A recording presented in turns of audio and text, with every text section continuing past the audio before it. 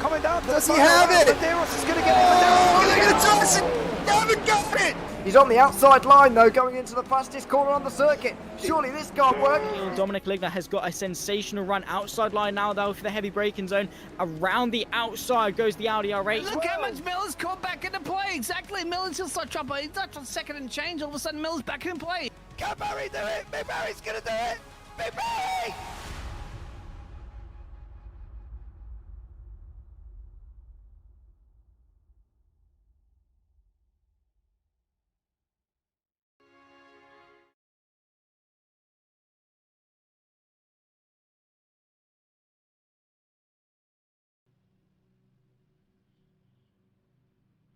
Well, it's a warm hello and welcome back, ladies and gentlemen, to the JP Broadcasting YouTube channel, where we take a look back in time. We take a trip all the way back to the beginning, where it all started in Formula One and to the 1950s Formula One Grand Prix season. We're here for the Revival Racing League, and they present the Formula One Swiss Grand Prix. We take, of course, to Bremgarten in Switzerland. Funny enough, this Swiss Grand Prix takes place in Switzerland, and well, it's a very forested area. It's very, very tight. It's very, very twisted. It's very, very fast circuit. And well, back in the day where safety was an afterthought, and well, you know, a new casualty pretty much every other week. It's very, very tricky. Of course, we do take it to the virtual world of Assetto Corsa, whereby they aren't going to completely lose their heads if they make a bit of a crash into the tree or anything like that. But we're here for round number 4. Of course, you remember about a month or so ago, a month and a half ago, we took to Silverstone for round number 1. Since then, they've done Monaco and Indianapolis for rounds 2 and 3. But we're here for round number 4, the Swiss Grand Prix. We're moments away from jumping our way into qualifying. It is myself, Zach Sweeney. I've got Michael Sifalda alongside me in the commentary booth, and also doing the mammoth job of pressing the buttons and doing all the things behind the scenes. But Michael, well, of course, welcome in. Been a long, long time since we've been in the booth for the Revival Racing League, but we're back now, and well, what are we looking forward to for today? Yeah, looking for some, I think, very great racing on the track. A track that had to be shut down because of a ban after the 1955 crash on Le Mans. That's very unfortunate that that happened. So the whole motorsport was banned in Switzerland, and with that, the track closed forever. Oh, that's slightly unfortunate, of course. But, of course, as the season moves forward through the quote-unquote 1950 era, we'll take a quick look as to how things rack up in the Drivers' Championship. Of course, leading the way on 20 points, 1 point clear, of course, of Skywalker Costa for Algarve Motorsport, has taken a P3, a P1, and a P2 across the 3 rounds that we've seen. Behind him, Skywalker, as I said, on a 19, did not take part in the Monaco Grand Prix. However, 2 wins beside that at Silverstone in the Indy 500 has seen him take to second in the championship. Then comes Clayton, of course, in P3, a long way back. He missed the Indy 500, but a 4th and a 2nd sees him there. Then comes Taste My Juice and Alexander Gray, your top 5. He's also been boasting some pretty decent results. Then, of course, you can see Azatos, Mark, SJS, Vivup, Marzo, your top 10. And beyond that, as of course, you can just read yourself through a couple of other drivers who round off the Drivers' Championship. But, of course, it's not all about the drivers. Even back in the day, there was a Constructors' Championship, and it's Algarve Motorsport that lead the way. 28 points for the Portuguese outfit. 3 points clear of Team Track Titan, who in fact actually have 1 more win. However, the consistency reigns supreme. Squeaky Pedal round off the top 3. Then comes Asher, Sylvester still 1, which is, you know, funny. Let's put it that way. They round off the top 5. Then comes German Realistic Racing, Akiri Blue, Unretired Simon Sen, Alex MC, and the River Revival Racing, of course, only on 1 point apiece for the bottom 3. That's, of course, how they rack up after 4 rounds, but still a little way left to go in the season. Tonight marks the halfway point of sorts, round 4 of 7. After this, we will take to Belgium, France, and Italy to round off the season. And well, so far, I mean, we've had some pretty good racing. We're looking back to Silverstone. It's a very, very tricky race, but we come to Switzerland, and well, I guess in some cases it definitely is a whole different kettle of fish. Definitely yes. I think the main thing that will be weird for today is not much people have showed up for the grid. I hope more people show up. Also, I'm sorry about you seeing my OBS. I didn't get my game capture to work. I'm so sorry for that, guys. It's disgraceful. How dare you? Honestly, just Michael, doesn't sort work. sort it out, mate. It's unbelievable, the unprofessionalism. No, in all seriousness, no, it's a mammoth task to It, undertake production, and honestly, I couldn't imagine doing it. Like I have to for a league that I do, obviously just an independent, and I'm trying to commentate, I'm trying to do the cameras, I'm trying to set up the stream. It's not fun. So the fact that Michael's able to do it to any standard, let alone such a good standard, is something in of itself. However, we are into a 30-minute qualifying. We're on board with Mark at the moment in his Alfa Romeo. And, well, of course, this circuit, looking at how tight, twisty, windy, and the small margin for error that it is, qualifying surely is going to be of some pretty good importance here, Michael. it definitely is. And now I notice that the FOD is gone. You can see like it's a red car, and then it just switches into the delivery as it goes by the camera, and then it goes away and back into that. That's the problem with these cars and deliveries and the tracks. It's just an asset, of course. I think there's not much we can do about it. We haven't got the right time. We haven't got the right FOD, so I'm sorry for this minor inconvenience, I guess. So there will be some fun.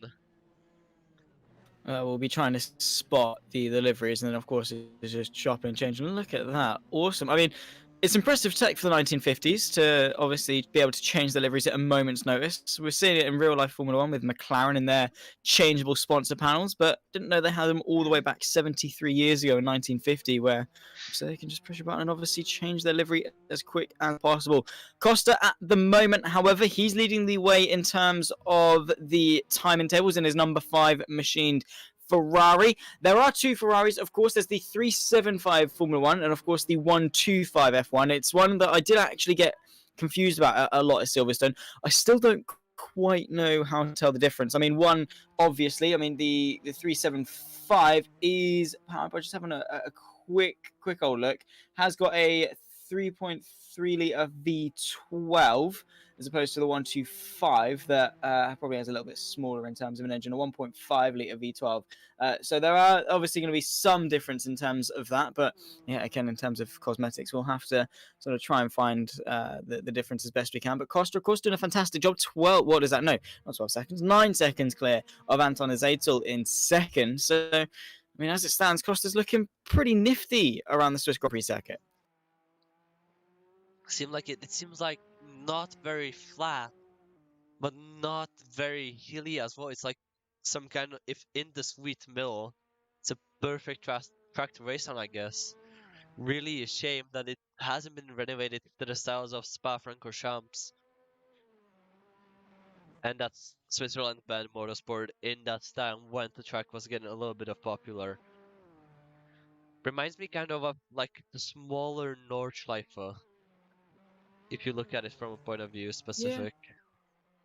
Yeah. I can see that. I can see that, but I guess that could be said about pretty much any classical circuit that took place on street circuits. I mean, apart from Monaco, obviously, because it's dead smack bam in the middle of the city. But when you go to Switzerland and you go to Belgium and things like that, it is literally just a circuit surrounded by trees, surrounded by grass, surrounded by hills, and you know it's they were always so tricky. And you can even see like the Assetto Corsa mods have been able to do a fantastic job. Of course, Assetto Corsa is just a bit of a foundation for as a game for modding to build up upon. Of course, they do have all the base content and things like that, but the main sort of priorities for Assetto Corsa was allowing these modders to have their freedom, and they've been able to replicate the, of course, Bremgarten to a pretty decent level here. You can definitely tell the sort of the raw emotion, the undulation, and the difficulty that the drivers back 73 years ago had to go through when they negotiated this circuit for real. And, well, I guess you can only really have a newfound respect for them, because even in the virtual world, these drivers are struggling, let alone having to wrestle those cars on bicycle tires, no power-assisted steering, anything like that. And, of course, with a screaming V12 just in behind you, you know, surely that's going to be very... Oh, just in front of you, of course. My mistake. Yeah, no, yes. Obviously the long noses see it just in front of you. But either way, you know, it's surely got to be so difficult as a driver to even come close to be able to wrestle that car around a circuit like this. It is. If you see, there were some holes going down the hill. It looks like the Czech highway. It's horrible. Just so some areas that can be just hilly. Maybe, I don't know, in real life they could snap your tires out. You could lose your suspension on there. Really not the safest circuits back in the 1950s. That in of itself is an understatement, for sure. I mean, yeah, safety, as I said, is very much an afterthought when it comes to the 1950s. It wasn't really only until sort of the 70s and 80s where we saw any sort of safety revisions being taken place, and still Mark's car doesn't really know what livery it wants to go with, so changing outfits as he rides along through. Looking at the timing sheets now, sort of qualifying's got itself underway. It is a little bit closer between Costa and Mark. A 2:33.8 for Costa, a 2:34.2 for Mark. Sees the gap close to just under 0.4 of a second between the two, but still 22.5 minutes left to go in qualifying. It's a very, very long qualifying session, so plenty of opportunity to make that time. Definitely is. I see that we have definitely a very diverse grid with 5 Ferraris and 3, I forgot the name of these cars, Alfa Romeos. I forgot it has a different thing on the leaderboard. And 1 Talbot, which is into pits. Oh no, there's 2, aren't there? Is there not? Oh no, that's you. That's you in the Talbot, of course. Yeah, that's true. Yeah, of course. For the race, Pereira it is will the disappear, but yeah.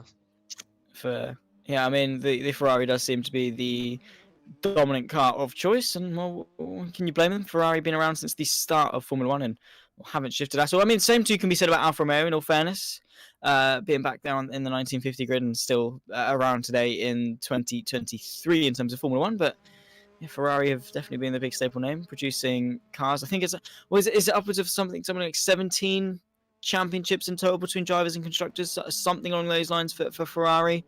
But either way, yeah, they really are a big staple in the sport. And as Enzo Ferrari once said, if you give a child a car, they're going to paint it red. Which, I mean, fair enough. Red cars do look cool, and they do. I still didn't. I mean, you're still 15.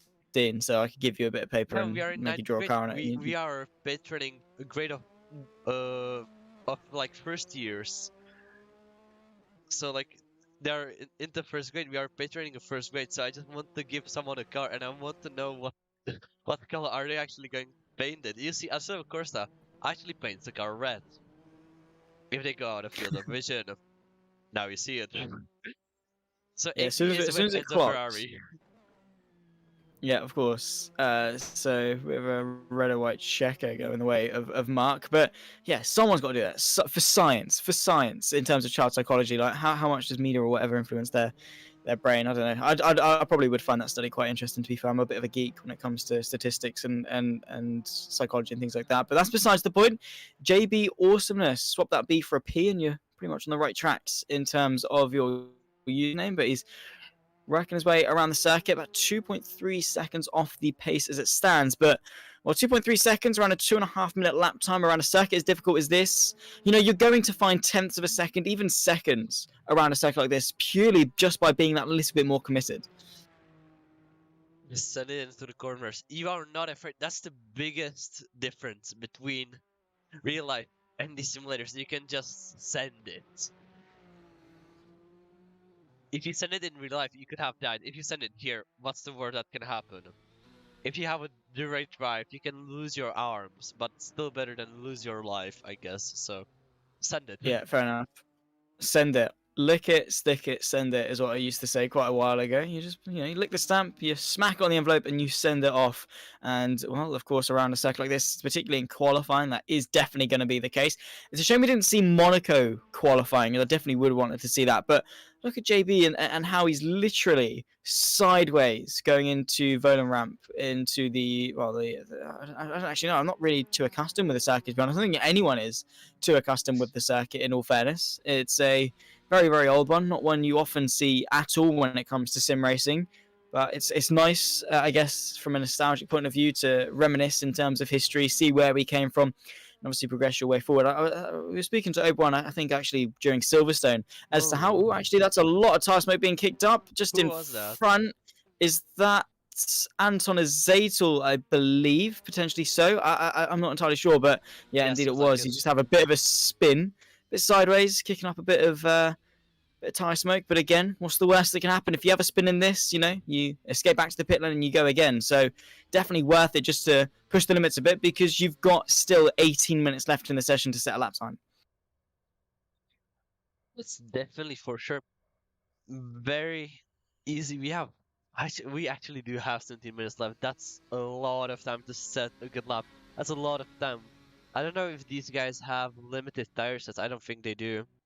So I think they just can send as many laps as they want, and then they will see how much of a good lap they can do. Getting down this downhill, you can see it's actually very steep going down the downhill. A little bit at the downhill, a little bit bumpy of a road, as you can see. Still less bumpy than most of the roads in a lot of countries, mostly the Balkans.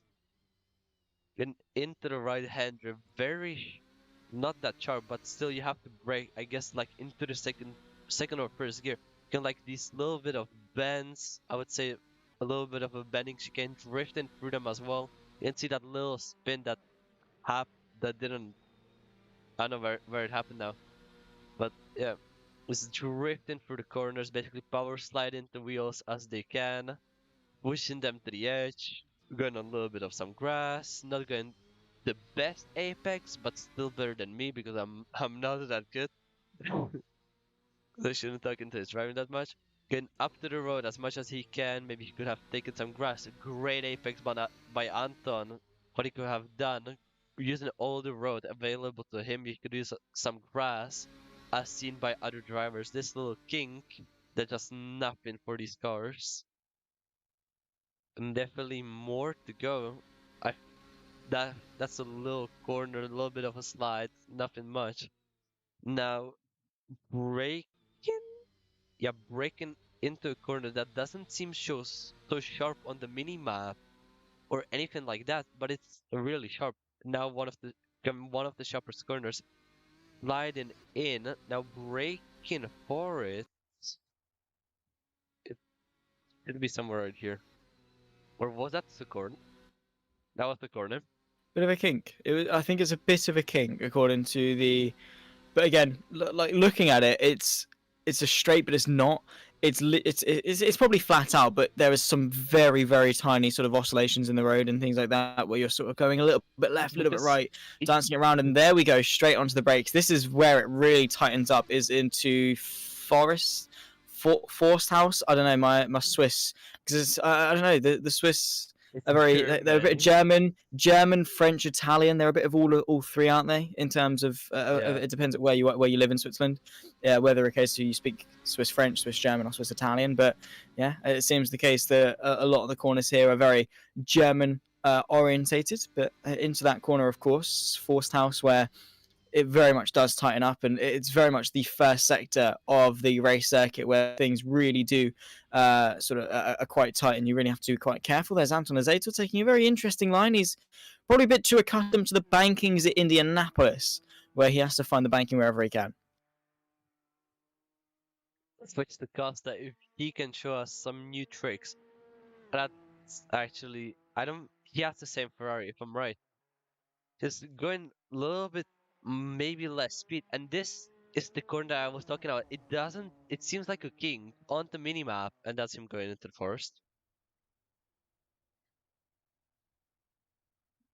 Costa, what are you doing there?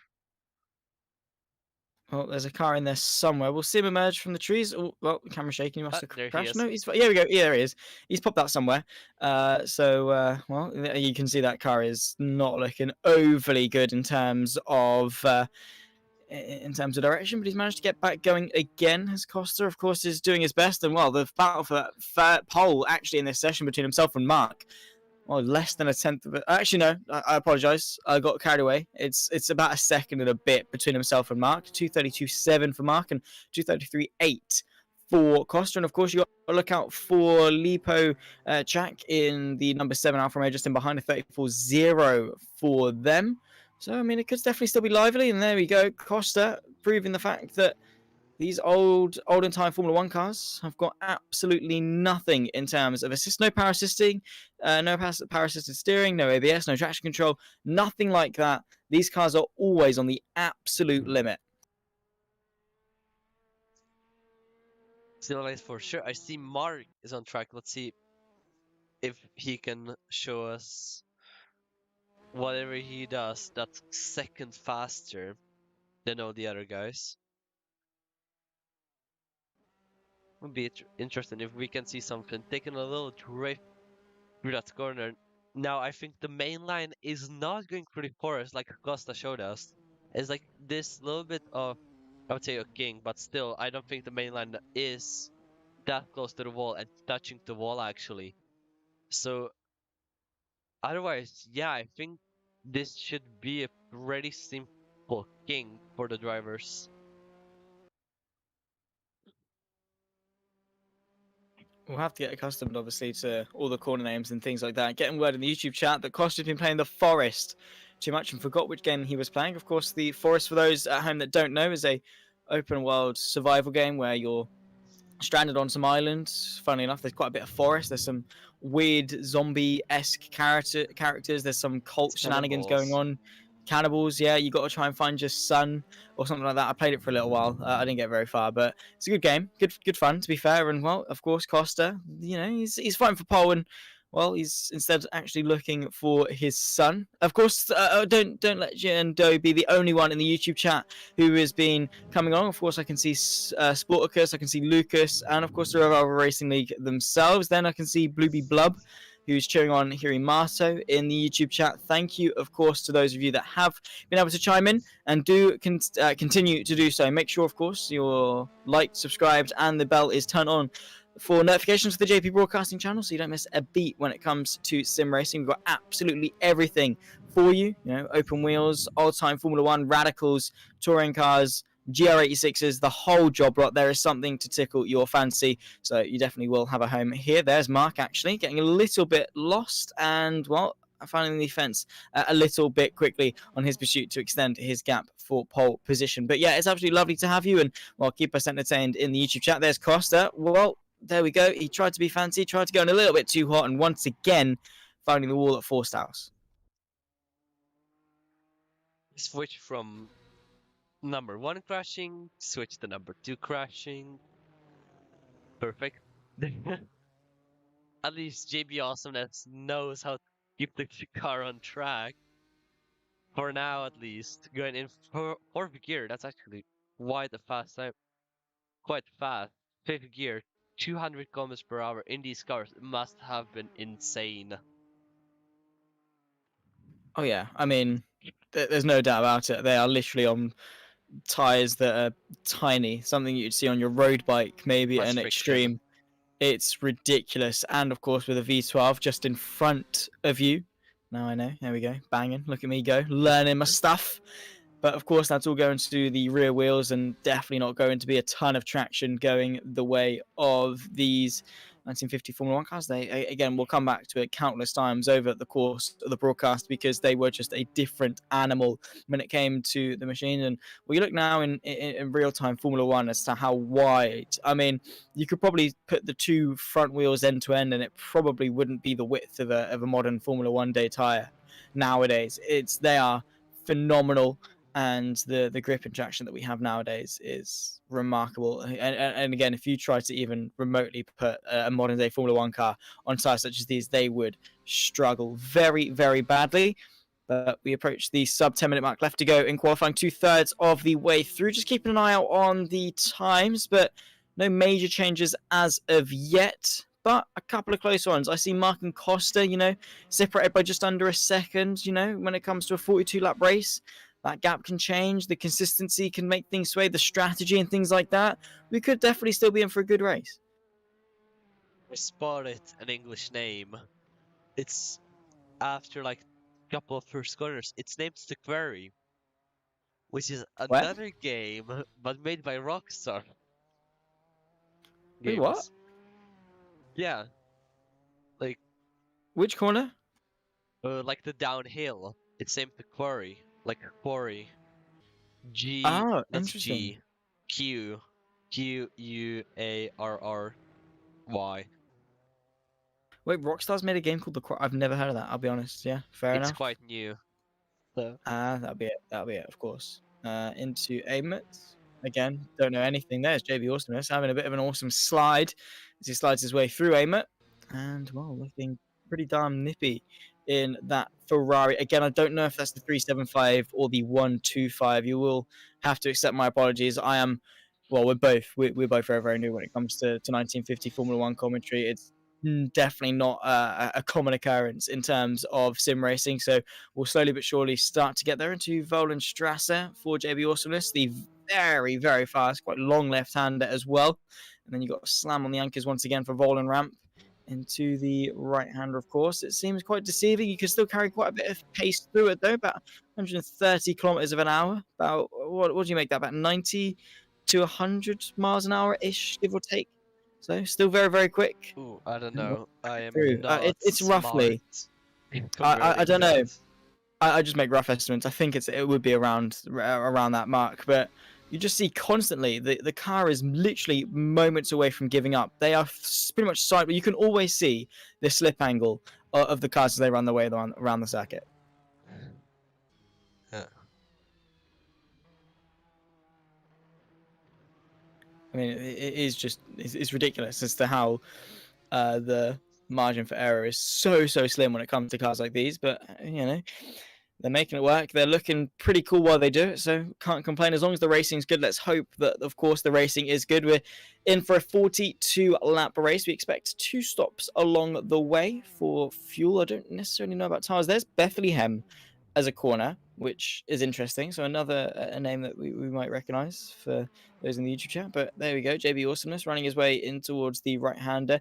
Dip down the hill. This looks like a really cool sequence where you go up and then dip back down. It very much is like a roller coaster. It looks very fun. It's not necessarily... There we go. Here's Quarry. So through the left-hander, and then again you rise up over the crest, dip back down. As you said, it's not necessarily a hilly circuit where you've got drastic uphill climbs or drastic downhill drops. It very much is just that nice median where you're flowing up and down like a kid's roller coaster, I guess, in some cases. But well, this is a whole different kettle of fish. You're not going to be reaching the height limit if you're 9 years old. Let's put it that way.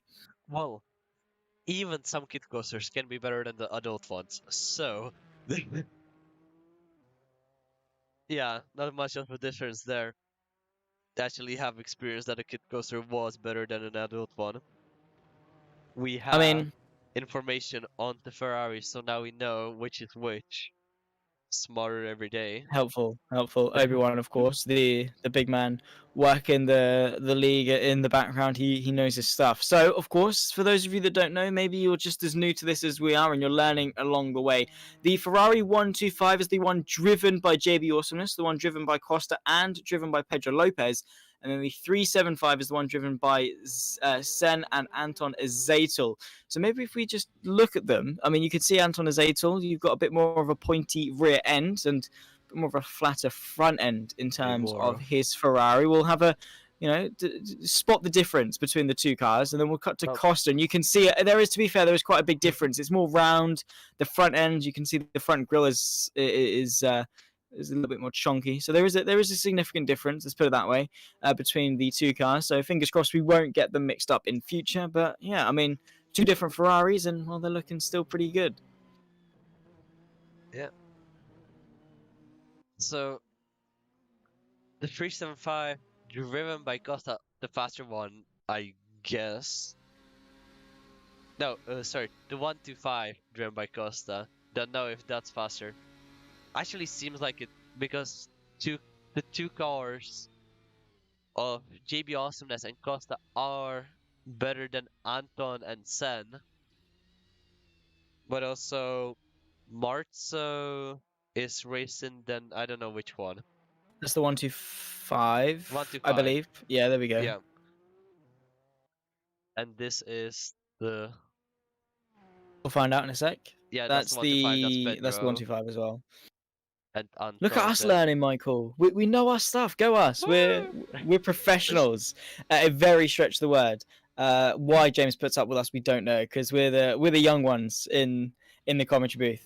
Of course, I'm only 16. Michael, I think you're still 15, aren't you? So I am 15. Will be 4 months time.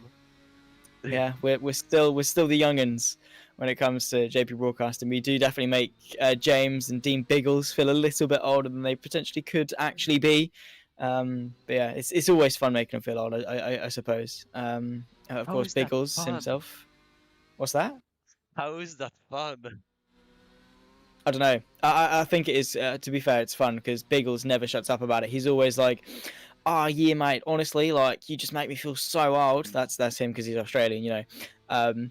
And yeah, that was my awful attempt at an Australian accent, but yeah, Biggles is a very very nice man. He's fun. He's a big fan and all that. But yeah, I don't know. It's just interesting. It's nice to see the big wide range of ages in terms of sim racing. How you got some people in sort of their teenage years, and then obviously other people extending through their adult years as well. So not a big range, of course. But update in terms of the standings. Costa's been able to close the gap to Mark by a couple attempts. Now the gap is only just under 0.4 of a second. Mark at 2:32.7, Costa at 2:33.1. So the gap between the Alfa Romeo and the Ferrari 125 definitely not overly exaggerated in all fairness. But we follow on with Anton Zaitel, who he himself is a few seconds off the pace and looking to improve. But I mean, again, with only 2 minutes left on the clock, he is actually churning into his last moments, his last opportunities actually to make that time up. It definitely is. Overtime is plus 2 minutes, if I remember correctly. Or it should be. I don't think you can even change it in Assetto Corsa. I know you can in Competizione, I'm not sure here. Even though I do run a server, but still don't know. Costa is somewhere on the main straight in Bethlehem. The first king now come into the second corner, which is the the downhill. This little king now going down to downhill. It's like reverse Eau Rouge. It's Rouge O, as they say. That's not how it works. God Is it damn not? it. No. No, it's not. I mean, at least that way it literally translates to red water as opposed to water red, I suppose. It's In that sense, I don't know. French. Why do you think it would be the other way around? I don't know. It's the same with Could you say NATO. it's They it's have it backwards reversed. Eau Rouge. Eau Rouge, water red. What should I say to you? That's what it is. I did French at GCSE. Don't question it. I'm clever. No, in all fairness, yeah, don't know what we're waffling about. Honestly, when it comes to commentary, you pick a topic and you waffle for as long as physically possible. You chat absolute wass for pretty much the entirety of the broadcast. Of course, we'll get to the race start and hopefully that will liven things up a little bit. But we are in the final moments of qualifying. Boris Lipacek, the Croatian, I want to say, is heading his way Yeah, that's into a the Croatian. pit lane. There we go. There's my geography coming in. So there's my French, my geography. We're going to tick off all my GCSEs over the course of this broadcast. JV Awesomeness, as it stands, is half a second off the car in front of Anton Zaitel. And the pair of them into the final moments of qualifying. So we just have to see whether or not the checker flag will be waved. But in all fairness, the majority of the grid is in the pit lane anyway. So towards the end of qualifying, and it seems that Mark's been able to put it on pole. Seems for sure. We don't know if JB is somehow faster. Doesn't seem like it. I don't want to tell that it is worthless the lap he's on. He can try. He can maybe make up a position. And Anton, who actually overtaken JB.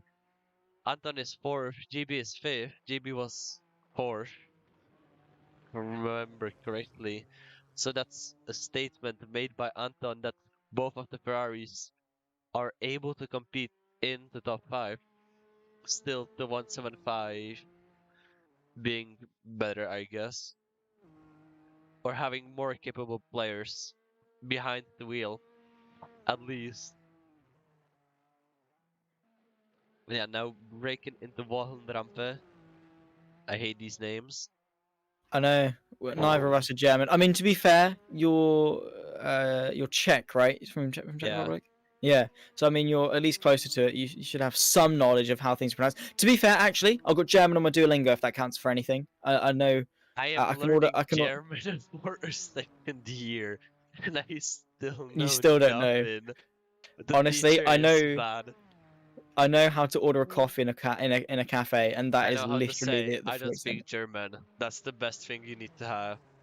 is I don't speak German. Do you speak English? As any foreigner going into another country, it's no, I do not speak your language. I know enough to tell you I don't speak your language. It reminds me of that episode of Family Guy actually, where Brian the dog is in a truck with some Puerto Ricans, and he's like, yeah, no, I just rehearsed that one line in English to tell you I don't speak English. This one as well. Yeah, exactly. And well, Matzo is ending his qualifying in style in his Ferrari 125 machine. The Flying Dutchman is at the moment sitting P7, third He's last holding us overall, of hostage right course. now. He's the what? only one that hasn't finished the lap. He's holding us He's still- hostage in qualifying. See, he could just keep us here for the entire night. If he could just stop on track. I don't know, because the thing with the Assetto Corsa is I find is it doesn't have like a countdown or anything like that. It's serious. Like when it comes to transitioning session to session, it finds it really difficult to do so. Which thankfully there is something they managed to improve for ACC, Assetto Corsa Competizione, where there is a countdown to move into the next session. But he's taken us back to the pit lane, so fingers crossed we can get moving. Lipacek is still out on the circuit trying to get the maximum. Finished. Of the he's counted as the checkered flag, isn't he? I don't know then. I don't know. But it's these guys have had a 30-minute qualifying and they continue out on track after that. It's as if they don't have enough time to set a lap time. Welcome to Assetto Corsa. What can I say less? This is... God damn it. Switch. It should be 2 minutes. It always is, at least. Since you got to be... He actually started the lap.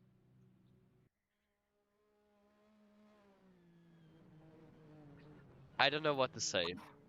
We'll find out. We'll cross that bridge when we come to it. But in the meantime, of course, thank you to those of you that are watching on the JP Broadcasting YouTube channel. You're watching the Revival Racing League. The 1950 Formula 1 season is what we're following. We started a few months ago back in the British Grand Prix at Silverstone. Then we went to Monte Carlo and the Indianapolis Motor Speedway for round 3. Now we're in Switzerland for Bremgarten. Then we'll go to Spa in Belgium. Don't quite know where we're going for France. But I'd assume the Circuit de la Sarthe, and then of course Italy, which surely has got to be Monza if we're talking about the 1950 Formula 1 season, and of course Italian circuits.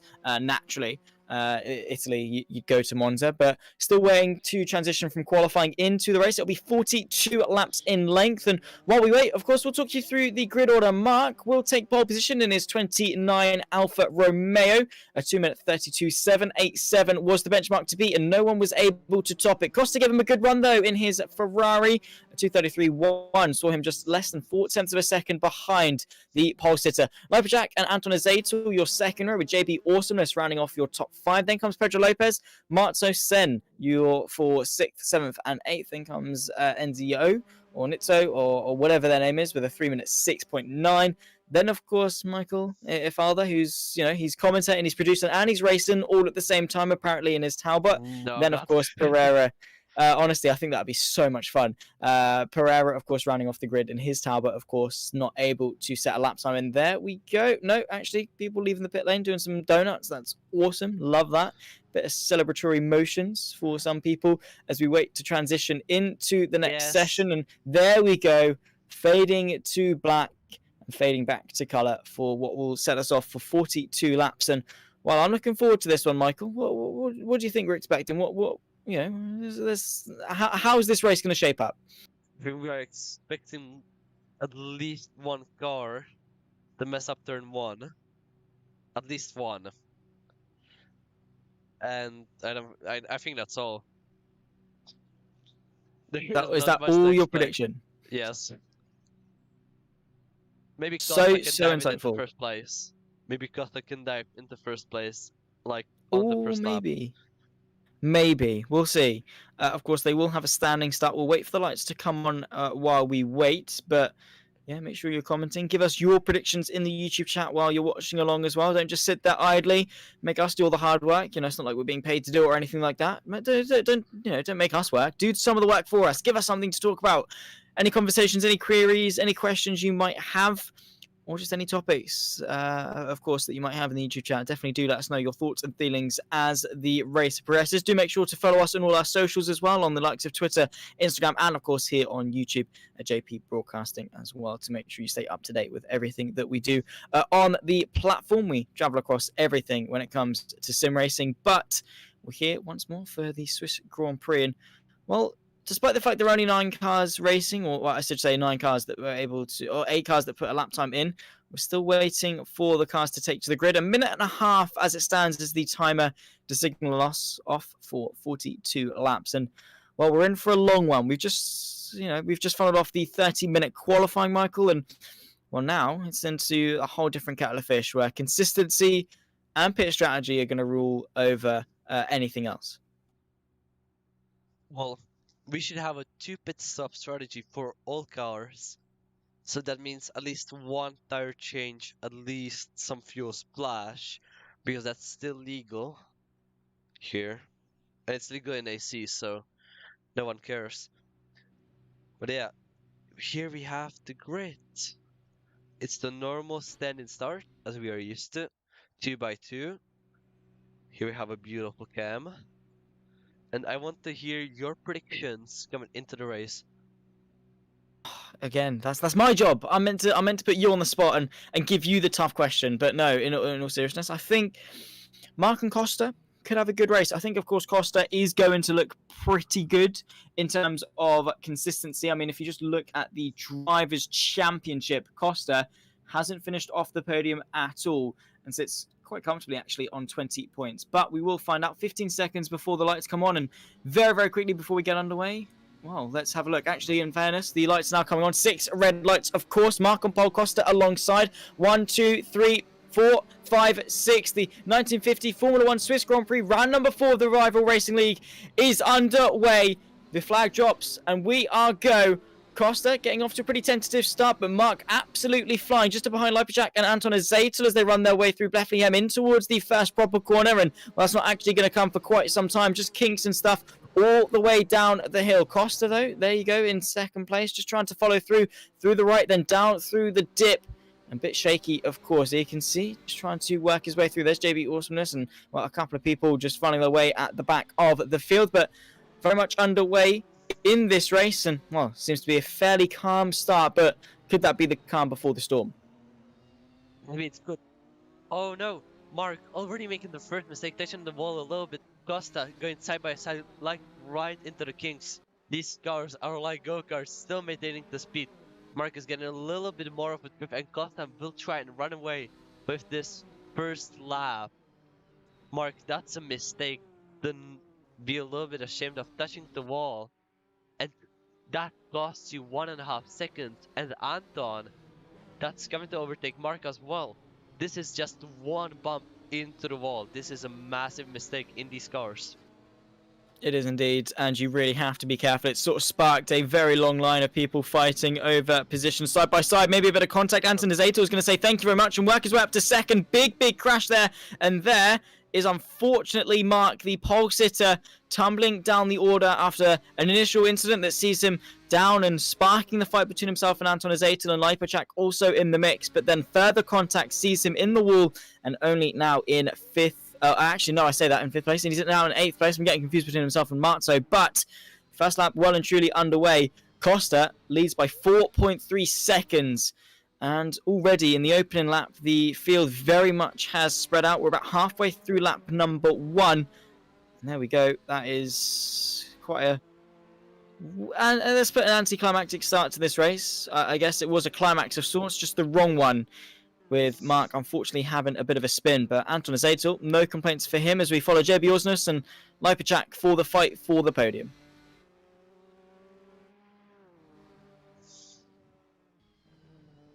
That's for sure. JB Awesome is trying to catch up a little bit to... I'm sorry, I don't know the name. The Boris, that's Anton making a little bit of a drift. That will not be good for his momentum. It will Boris not, will absolutely do won't. as much as he can to overtake Anton. Doesn't seem like he has enough pace to do it right now. It's the tricky thing, obviously, for Anton, and momentum is definitely a big thing. Here comes Boris Liperjack to round off lap number 1, and looking to the left-hand side of the shot, the right-hand side of the circuit ahead as they run their way in towards the next right-hand. A big lock-up, though, from Azatul. He's going to wall ride his way all the way around the outside into second place. You often see that in NASCAR. You often see it in Gran Turismo. Not quite often the case in Assetto Corsa, but through Quarry, up the hill, of course, into the next left-hand king. And well, Liperjack's not going to be too happy as the fact that Anton Azatul, they've been able to hang on to that. Look into the right-hand side, though, of course, inside line.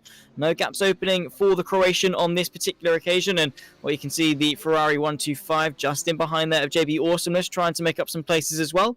A three-way fight for second. While, yes, this is allowing Costas to get away, as it stands, it's a pretty darn good fight. Yeah, that's sure seems like Anton made a little bit of a gap. That's the difference between the Ferrari and the Alfa Romeo in these types of cars. Would be cool if you actually got an Aston Martin on the grid, because that would show the difference between power and stability on the track. But seems like Boris is going to do his way and dives the Alfa Romeo on the inside of Anton. A really clean move. That's how we do it. It is indeed. You've got to be clean and you've got to be collected. Boris now up to second place. Anton Azatul potentially under pressure from JB Awesomeness, who's just in behind, about half a tenth, and actually running side by side. Outside line for Awesomeness. Sees him catapult himself up ahead now of Azatul, but into the next right-hander will hold the inside line. Azatul trying to hang it to the outside, but again, not quite able to. Doesn't quite have the run, and momentum really is a big factor in this event. You have to really take a hop, skip, and a jump all the way around the circuit.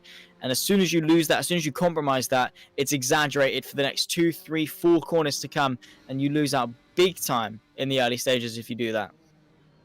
Yeah, that's definitely for sure. Seems like Boris ran away a little bit with that, and seems like JB Awesomeness found a way around. 5th gear, 200 kilometers per hour. That's very fast speed for these cars. It's like Anton wants to dive down somewhere. Tries the inside right here. Tries to hook the canal like in initial D. Doesn't seem that it works in Assetto Corsa because there isn't a canal. There is a canal. I'm dumb. But yeah, it's not working for him. The fastest time by Costa 236.7, and still JB Awesomeness is running away. What happened to Mark? Mark is just stalling a little bit. Doesn't seem like he got that much of a pace. So Pedro, no, that's a timing glitch. No, it is. I'm not sure now. Michael, honestly, you need It's to get a Assetto coffee or something. You need to Corsa. wake yourself up. No. A poor tradesman always blames his tools. You can't be having that. Don't want to be hearing that, old chestnut. Nah, in all fairness, it is quite difficult. To be fair, I mean, it is quite confusing. Just fortunately, it's not on ACC, and at least Assetto Corsa has live updates as opposed to ACC, which is So things have happened. Oh, there we go. Enzo, unfortunately, the American having a bit of a spin at Forced House. Probably the trickiest corner on the circuit, of course. Managed to get back going again, but is down in P9 and last overall, unfortunately, for him. We'll jump back to that fight, actually, between JB Awesomeness and Anton Azatul. As it stands, the fight for third, but spreading out just a little bit. But yeah, of course, when it comes to ACC, it's a case of, the race leaders now will lap down and crash in the pit lane, but we're not going to tell you until he crosses the next sector line because we're just out of order like that. But yeah, it is a little bit awkward and does make commentary just a little bit strenuous and stressful because it's like, am I actually looking at this guy? And then you're like, okay, the action I'm seeing on track doesn't correlate to the live timing, so you're trying to find the next car and you're trying to see who would make sense to call out and stuff like that. And yeah, it definitely is a bit of a headache. But regardless of which, we're on to lap 3 of 42. We are very much in for a long haul in terms of this race. 2 hours and 2 minutes, I believe, the real-life Formula 1 Grand Prix took to negotiate 42 laps of the Swiss Grand Prix circuit, which we should expect to be around the same for these guys, considering the fact that Silverstone was only about a 2/10 swing between the virtual finish and the real-life finish. So, yeah, we should be expecting around about 2 hours in terms of race length. It's a long time. It seems like F1 actually kept on brand. Still doing 2-hour races still today. So yeah, that's cool. Anton getting closer in some flatter sections. Seems like the Ferrari actually does have pace on the faster straights, but seems like out of the corners it's lacking on something.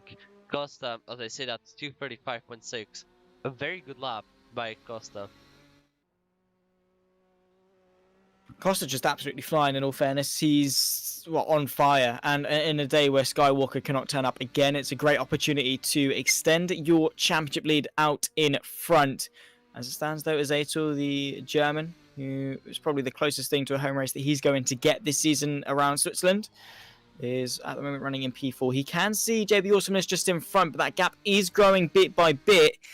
It turns into a race of attrition, I think, is what we're going to see here. Yep. Here's the difference between the 125 and 375. I am still not sure with the names of the cars. Sorry for that. But yeah, you can see the difference of these cars. Seems like the car that JB Osman has, the 125, seems fast, There we go. a little bit like smoother on the straights. Here's the Anton just slipping through the corners, really good.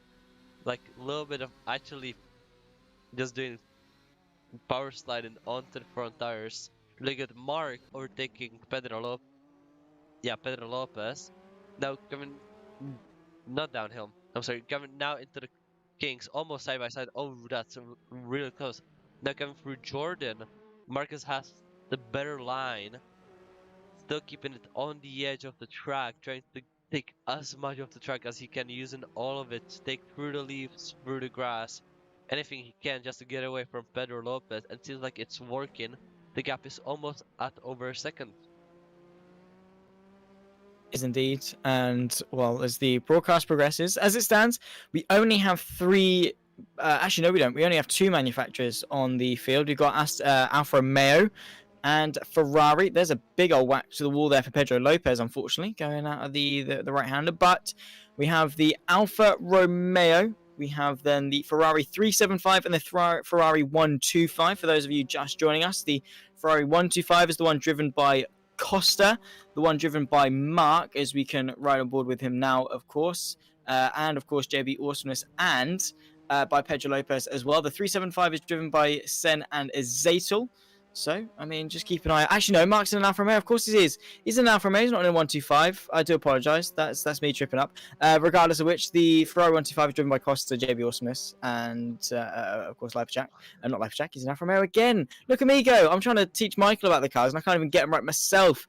Having a bit of a blonde moment. But yeah, we've got the Ferrari 125, we've got the Ferrari 375, and we've got the Alfa Romeo as well. That 5 of 42, and I'm not being funny. It seems as though Costa's doing quite well in this race.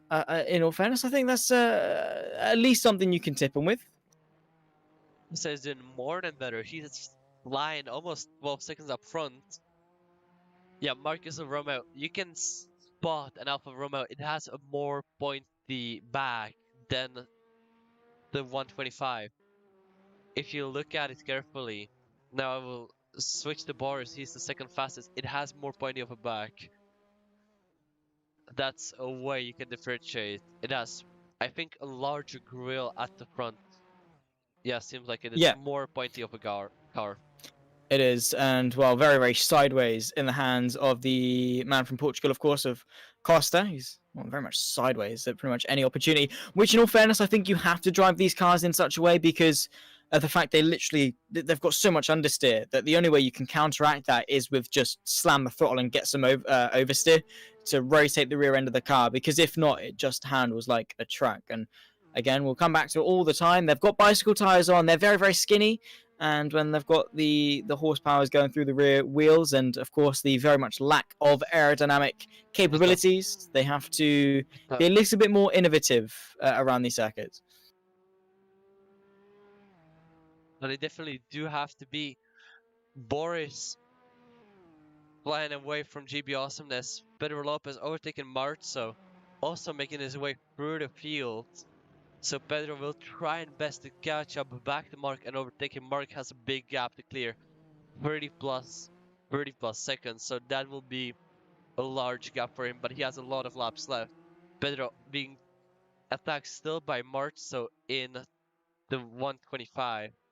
maybe there's more that Marzo can do. Doesn't seem like it, and Pedro is flying more and more away.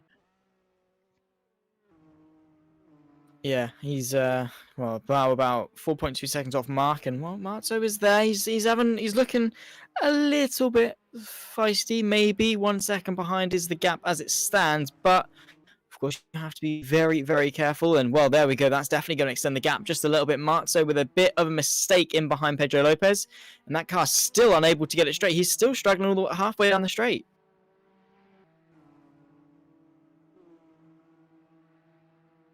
Yeah, he And, definitely is very good on the straight, and I think he can maybe do more than just run away. He has gained more over a second now, and now he will try to get more away and catch up to Mark. And Mark will try to catch up to Anton, who is trying to get the third place, but it's not really working for him. Unfortunately not at this stage, and well, as it stands, it is quite widespread in terms of the field, but do not go anywhere because the race can still liven up at a moment's notice. It can, all it takes is a small mistake or a failed pit stop for things to go drastically wrong and very much flip on their head. And well, again, it's one of those things that very much is a short fuse, and all it takes is the smallest of sparks to ignite a very, very big explosion in terms of this race. As it stands, Costa leads from Lipacek, JB Awesomeness, the podium. Then comes Anton Azatel and Mark, able to move up back inside the top five. Pedro Lopez, Marzo, Sen, and Enzo, the final car on the field as it stands.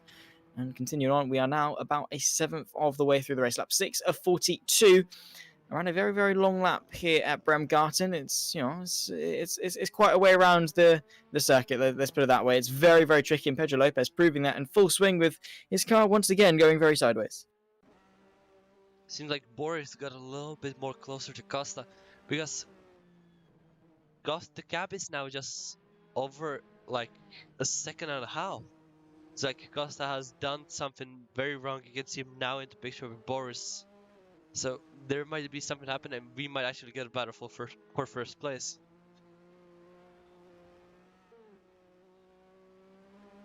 Oh, I mean, yeah, we could do. That's an interesting point, actually, because Costa, maybe with a bit of a mistake or whatever, but Lipacek has, well, switched something on in terms of pace. I'm actually going to have a quick look as to comparing the pair of them's lap times. Costa, the last lap, a 2:39.2. Lipacek, a 2:35.8. The fastest lap does go the way of Costa, about a second quicker of Boris, but the gap as it stands, only 1.4 seconds between the pair of them, so this could very quickly liven up. Better lap traffic already, though, in the way. That is, of course, of Enzo, I believe.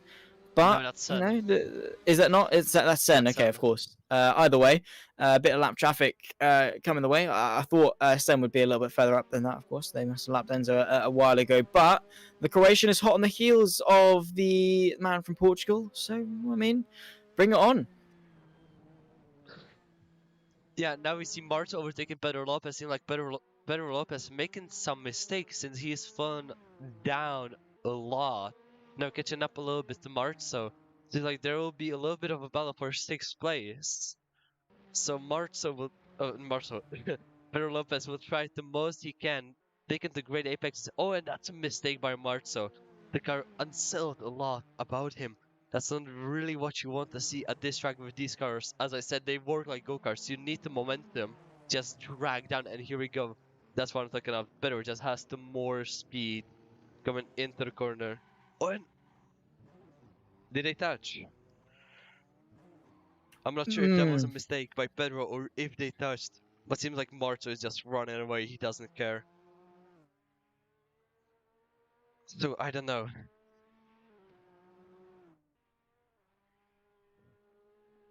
I don't know.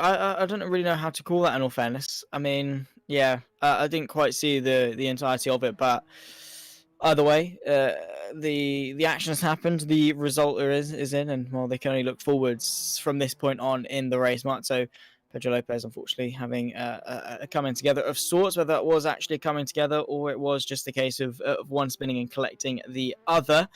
But the race continues. The show goes on, and Well, the closest gap as it stands is the fight for the lead, 1.8 seconds between Costa and Lipacek in second place. Those of you watching along, don't hesitate. As we always say, make sure to come in, drop us a couple of comments, your thoughts and feelings as the race. Give us something to talk about. Maybe it could be real-life Formula One opinions or any questions or queries that you may have at home. Of course, don't leave us hanging in the JP Broadcasting YouTube chat. Bit of a spin, though, just in front. That is of Marzo. So Pedro Lopez gets his own back and back up now into 6th place. Like, good to see by Pedro. I think that's the thing he wanted to see. Marta spinning in front of him. Now he has a big gap to close. Let's hope that he will hope that Marta will not get in his way. He has to do no mistakes and somehow catch up those 37 seconds to mark. Yeah, it's going to be very, very tricky. And of course, we must preface the fact that there is a damage penalty system. Every 40-kilometer or above crash into a barrier as a 5% restrictor plate to the engine power. So, while it is the virtual world, and you could argue there is a little bit of leniency when it comes to crashes. No, you're not going to lose your life or your head or your arm or whatever like that, but you are going to lose a little bit of performance as you negotiate your way around the 2.5 minute lap time here at Bremgarten. So you do have to be a bit careful, and that is going to be an interesting dynamic that we see play out because of the fact that top speed momentum really is a very, very vital factor around a circuit like this.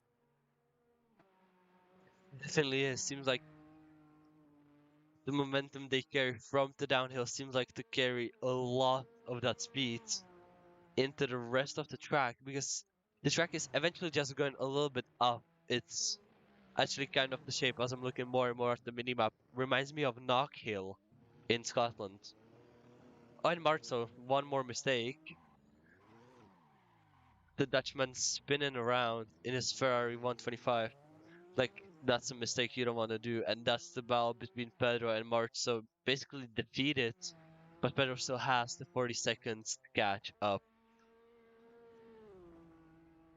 Yeah, indeed so. And a long gap to catch up. In all fairness, so yeah, we're about lap 8 of 42, I believe, or lap 9, one of the two. Can't quite see in terms of the production. I'm just coming through now. Lap 8 of 42. There we go. It's worked its way into visible range, but yeah, still a long way to go. And I mean, it's definitely not over until it's over. Very much is a test of endurance and stamina. And look at Pedro Lopez, very much on the limit, sliding his way through and picking up the throttle as quickly as possible. Of course, and again, we do have to focus our attention back at that front fight between Costa and Lipacek because the gap is closing. Now is teetering on the edge of just under a second. The Croatian could actually have a good look at the race lead soon. He definitely could, but still no fastest lap been on one of them, so it seems like Costa had that crash that's 40 kilometers or more. Seems like his engine is a little bit of restricted, taking a little bit off the drainage down there, taking the initial D-line, as I love to call it. But we're still, I don't know if there's that much slipstream in these cars, I don't think so. But still catching up to him more and more, that's the fastest lap. By Boris, 232.9, that's a really fast lap and really good. And it's the battle between the Ferrari and the Alfa Romeo. Very much is indeed. Bit of an update in terms of restrictor percentages then.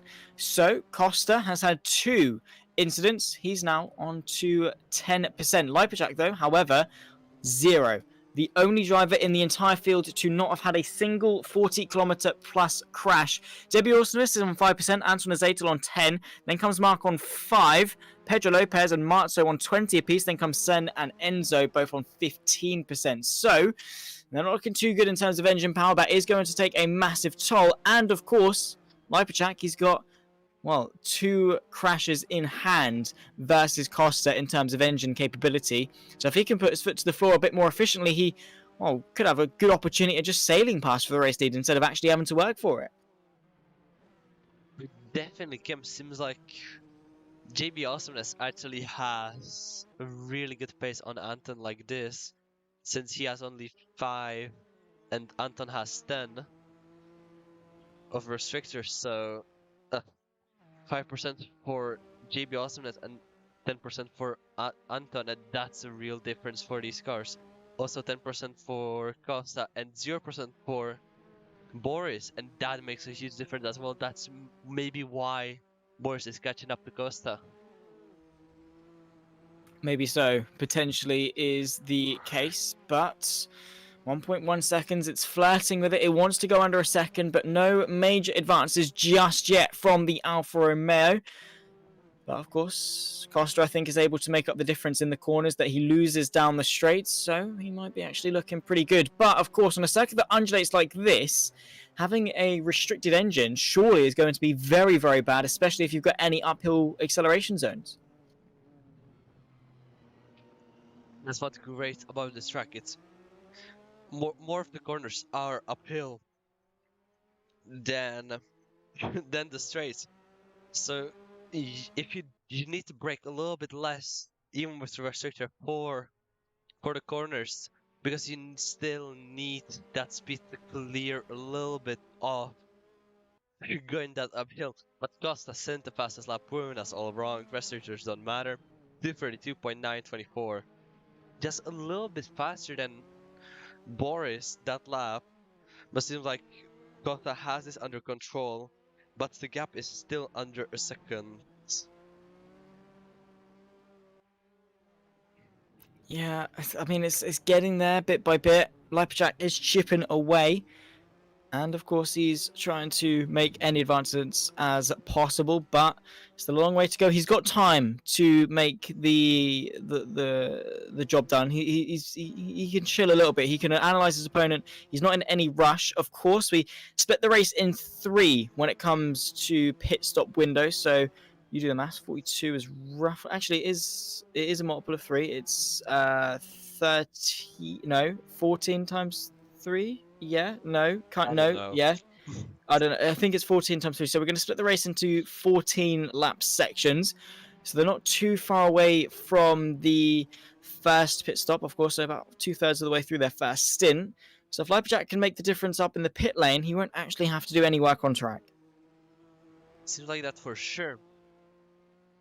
So Boris still getting closer and closer, but there is a gap that's actually forming, and I don't think that's a very good thing for him. More of backmarkers getting into the way of both of these very good drivers. I don't know, who is that? That seems like it's Sen or Enzo. It's Enzo. Or Sen? It's Enzo. That blue livery, I still remember it. Good job for me. But Boris still racing as much as he can. But the gap is around 2.5 seconds, so yeah, let's see what pit stops can make of this. Of course, we are on the 10th lap, so yeah, we will see whatever it takes. I think Boris will try and win this. Yeah, for sure. I mean, it's a case of the fact that Lipjack has to just move his way forward as much as possible. I mean, the gap is growing a little bit, so it's shrinking and growing bit by bit, of course. And we'll have to wait and see how the dynamic of the race shifts as it progresses. But as a pair, they're breaking away from the fights behind, which, in all fairness, there aren't actually that much of. The smallest gap in behind them is between Anton Zaitel and Mark at a 15-second margin. So these drivers are a little bit spaced out, which is understandable, in all fairness, in the sense that, well, of course, the difficulty of the circuit allows for things to chop and change, and of course, gaps are going to grow. Different people are going to have different strengths and different comfortabilities of pace around a circuit like this, but don't count out anything, because mistakes will happen, mistakes can happen, and of course, with that restricted plate factor playing into things as well, we could definitely very quickly see a shift in the momentum and the shift of the tides of this race. That's definitely for sure. I think you missed the battle between JB Awesomeness and Anton Zaitel, which is 8 seconds right now. Because you said between Anton Of course, and Zaitel no, and of course, Mark. yeah. And it seems Of like course. Boris is losing more and more time. 4.5 seconds since last time I talked. He lost 2 seconds on Costa. Might be. She actually get faster. He's losing more and more fuel, so he has his best lap time his last lap time 2:33. Or is that his best? No, that's his last lap time. 2:33.3. That makes Costa almost 2 seconds faster than him on the last lap. That's quite incredible.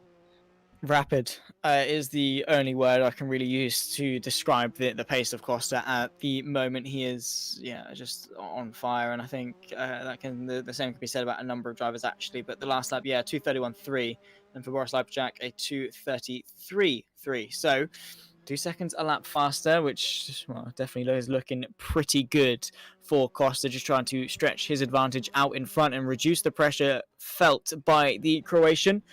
In behind, just having a quick look as to the intervals of people, and Anton Zatel, JB Austin separated by only 8.8 seconds, which in all fairness is still a fair bit. Into the pit lane comes Marzo, the first driver to do so on lap it was lap 11 now, of course, of 42. So, I mean, it's an early pit stop, but it's a doable one at that. And just trying to get the jump maybe, or just trying to come into the pit lane. But look at the gap, very much is closed. Or actually, no, that's lap traffic again, confusing us. Lap traffic getting in the way. Unfortunately, no, I joke. But Lipjak is doing his best to reclose the gap. 4.7 seconds. He's done it once, and I'm sure he can do it again. Well, that's for sure, I guess. It seems like Mark, so we have our first surrender on Mark. Crashing into the wall. That's one of the hardest corners. There we go. One of the last ones as well. One of the tightest corners in the whole track. Actually, the tightest corner on the track. It seems like it. And that's, slams a crash. Around 54 seconds is Pedro Lopez behind him. Anton is only 24 seconds before him, so not that much of a drama that can happen right now. I think now we will just be waiting for the first round of pit stops. Yeah, I do believe so too, and we're getting word actually that Marzo blew up his engine, which I'd assume is down to too quick of a downshift, maybe, to relying too much on the engine braking. That obviously increases the revs too high, and bang, the engine block just completely kills itself in that regard. So Marzo, unfortunately, now out of this race. Mark continuing on, of course, the pole sitter, but well, what is that? About a minute behind the race leader of Costa at the moment, so not doing too well in terms of consistent pace over the course of the race. And well, we did say that Costa was looking pretty good in terms of lap time and consistency, and that leading mentality that he has got. Has been able to really take full stride and lead on the right foot in this race. I mean, just looking at his results, as I said, a third, a first, and a second. He's filled all 3 spots on the podium over the course of the 3 rounds this season. He's looking to add to his tally of 2 victories. And in terms of total victories for Costa, I'm just having a quick look. Actually, he's not actually on the Hall of Fame, so we can't actually look as to his total victories. But in terms of the Hall of Fame and adding to his total, he's got 7 wins to match up to be Obi-Wan, who's on 16 podiums as the benchmark, 7 pole positions, 5 fast laps, all within 18 race starts.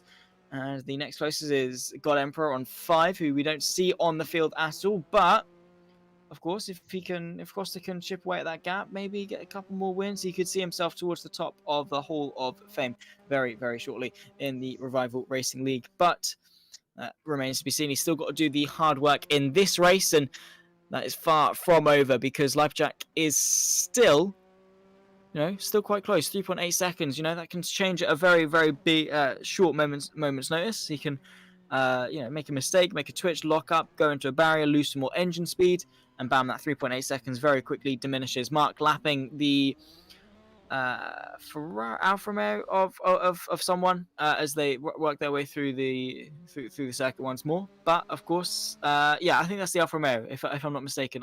I think that's the Alfa Romeo. I'm not entirely sure. But you can see just the gaps ebbing and flowing. Really is fluctuating, because these cars aren't going to be something people are too in touch with. Not common in sim racing, is it, Michael? So, of course, there's a big learning curve when it comes to jumping back into cars like these. Oh, there definitely is. There is a big difference between all of the cars in every game. It's different when you go from, I don't know, F1 on Assetto Corsa to Radicals in iRacing to GT3s on ACC to F2s on F1 games. I don't know. It was just as an example. But still, yeah, four and almost a half seconds is not that big of a gap. I want to say it's not that big of a gap for these cars. It's a big gap, but still, one mistake can mean everything. So, yeah, we will see what can happen. Pit stop should be starting around the next lap. So, yeah. Well, we very much are into that window, and we'll find out if our maths are correct. So I've ticked off French, I've ticked off geography. Now, hopefully, we're going to tick off maths, but we never trust a commentator's maths. This is probably one of the biggest bits of advice that Lewis McGlade has passed down to me, is the fact that, yeah, commentators, we're not good at maths on the fly. I believe 42 is divided by 3 is 14. I mean, 30 plus 12, 10 times, yeah, it works. It's 14. It's 14 laps. It's 14 laps. I'm good.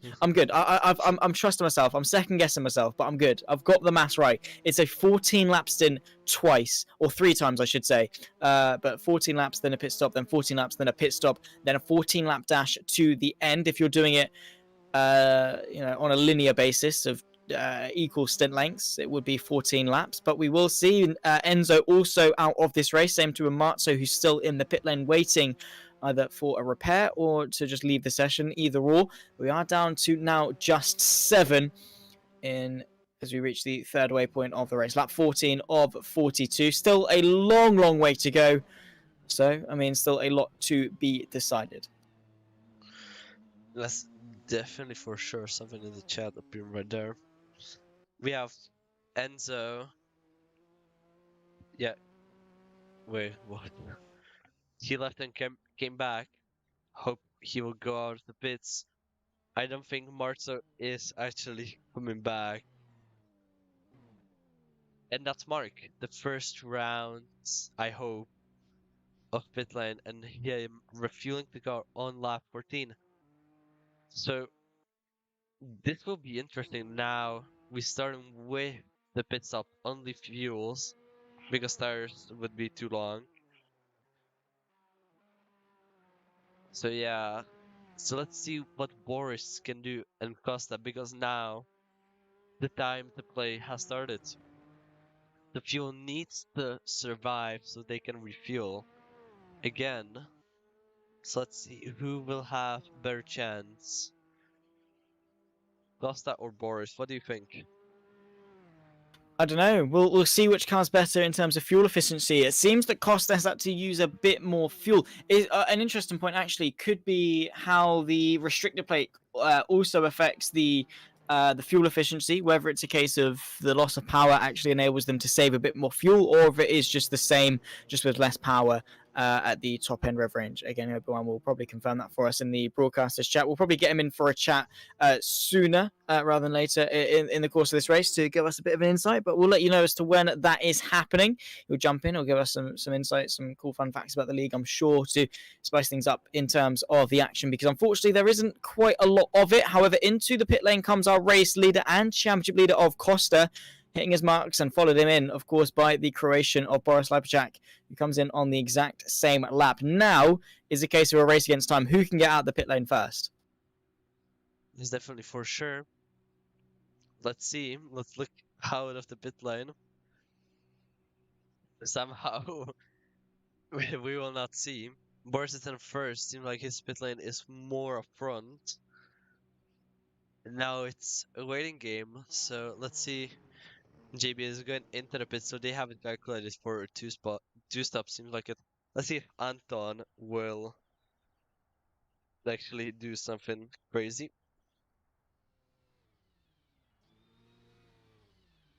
And into the pit lane, like everyone else. For the German, I don't think you can really push on any further. Pedro Lopez we'll see in a minute and 10-second time. And we'll see him come into the pit lane, of course. at the end of this lap, pretty much unanimously, has been the decision from everyone. Lipacek, though, leaving the pit lane, same to Acosta, but it does seem to go the swing. The Portuguese driver is ahead of the Croatian. What is the gap, though, is the die-hard question, because they leave the pit lane, 1.9 seconds separate them. So Lipacek is looking good in terms of pace, and as long as he can keep that momentum up, get those tyres back up to temperature, and push on with his overall advantage in terms of engine speed, well, we could see, we could, again, maybe still have that fight for the lead that we were hoping for. Yeah, that's for sure. Now we'll see. I don't know. I remember for the first race, he actually had calculations of what car takes up more fuel and is heavier. I don't remember now since it's been a month. That's a long time, so I don't remember anything. I should remember more things from school, and I still don't do that. So, yeah, let's see what these two can do. Seems like Sen is having a little bit of trouble going into the pit lane. I think he should have a lot of resistor right now. But the gap getting wider and wider, so I think it seems like the Alfa Romeo takes a little bit more fuel than the Ferrari. Maybe so. That might well be the case. He could just be a little bit heavier. But, I mean, again, it's one of those things that we'll see change and as the race progresses. Unfortunately, we are down to just... Actually, no, Enzo's back on circuit, just 3 minutes down on the next car above him of Sen. So we still have 8 cars running, while Enzo's still in the pit lane, of course. And the gap between the two leaders is growing to around about 3.3 seconds.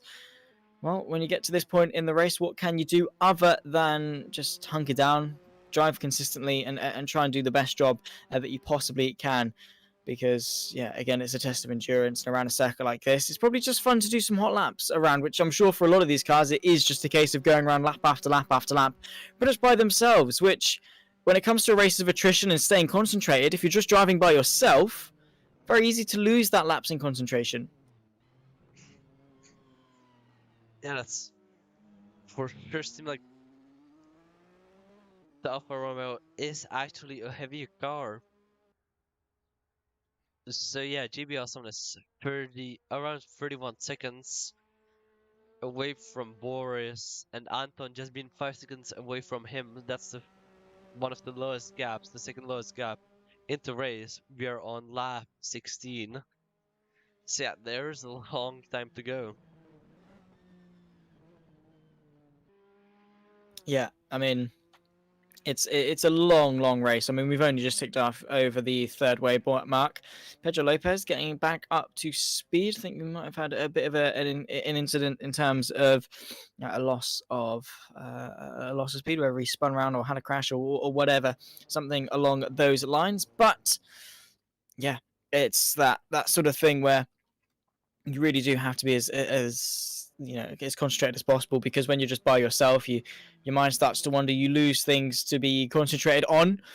You know, you're not exactly chasing the car in front, as Mark actually says. Thank you very much. Back up now into the top 5 for the Uruguayan, I believe. I think. Yes. Yeah, we Very go. Look good. at me. Look at me. I am on fire when it comes to tracks and flag knowledge. Go me. I'm so proud of myself. You're a No. motorsport fan. I know, go me. Yeah, no, I'm just a neek when it comes to flags. Neek, for those of you that are outside the UK, just means nerd, and it's a bit of an insult used in the UK. But anyway, besides the point, well, I give a bit of a slang lesson on UK slang. A lot of it you do not want to know. The UK is a weird and wonderful place in terms of Still its has slang. less shootings than America. But What's that? still has less shootings than America. Yeah, I guess there is that. In some cases, but yeah. Yeah, let's go away from that. Let's move on as quickly as possible before, well, Michael gets fired by James. But yeah, no, focusing on our attention back to the point of concentration. Yeah, no, Michael is just going to leave the Discord at any moment's notice. I'm going to lose my stream. Lipacek, though, the change at the top of the timing grid, he's actually been able to get ahead of Costa, who my best guess is that he's had a crash. Timing glitch. Oh, it's a time glitch. Is it? Oh, That's a time fantastic. That's got my hopes up, Welcome to actually. Sudoku Star- Oh, and that's speaking of worse question. crashes, Lipachak actually into the barrier. Was that over 40 kph? He's had another one as well, just tapping the barrier.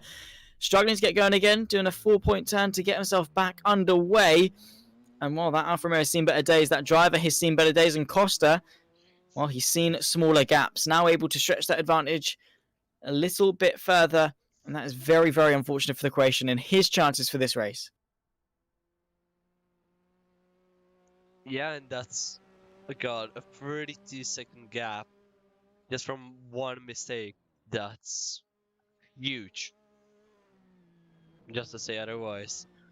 Anton and JBA Austin, that's the largest gap. I'm getting tired. That's the smallest gap, with Anton having the 375 and JB Awesome having the 125. Both Ferraris both sound great. I don't know what else to say. They are 4.6 seconds apart. One mistake for JB Awesomeness could mean a place up for Anton. So yeah. Yeah, exactly. I mean, that's what it comes down to. I mean, we have, yes, at face value, it's a 4-second gap, and you're thinking, oh my goodness gracious, what is going on? This race is so boring because all the drivers are separated by such large gaps, and the smallest one is 4.5 seconds, which, yes, it's a big gap. But put it into perspective: a spin, a crash, bam, 4 seconds lost, just like that. It can flip on its head. All it takes is a bit of a sideways moment, a bad pit stop, and those 4 seconds will come down very, very quickly indeed. I mean, don't count anything out. Everything is provisional until they cross the checker flag, and in some cases even beyond that. In motor racing, nothing is set in stone at all. So don't give up. Press on. Continue on until it's absolutely 100% nail in the coffin over, because anything can happen. JB Awesomeness is driving fantastically in his Ferrari. However, Azatel is also doing a pretty decent job in terms of lap times. We'll compare them in just a second, actually. Let me bring up the live timing for you. JB Awesomeness, his last lap with a 2:36.7. Anton Azatel, a 2:36.5. Their best lap times, though, a bit of a big swing, with Anton Azatel's a 36.0, whereas JB Awesomeness sat nicely on a 33.3.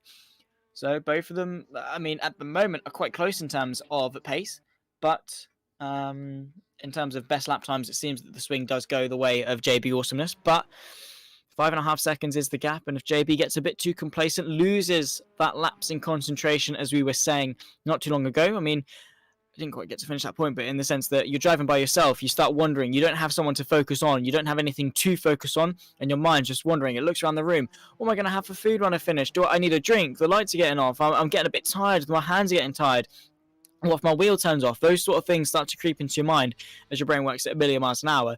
And that's then when the mistakes start to creep in.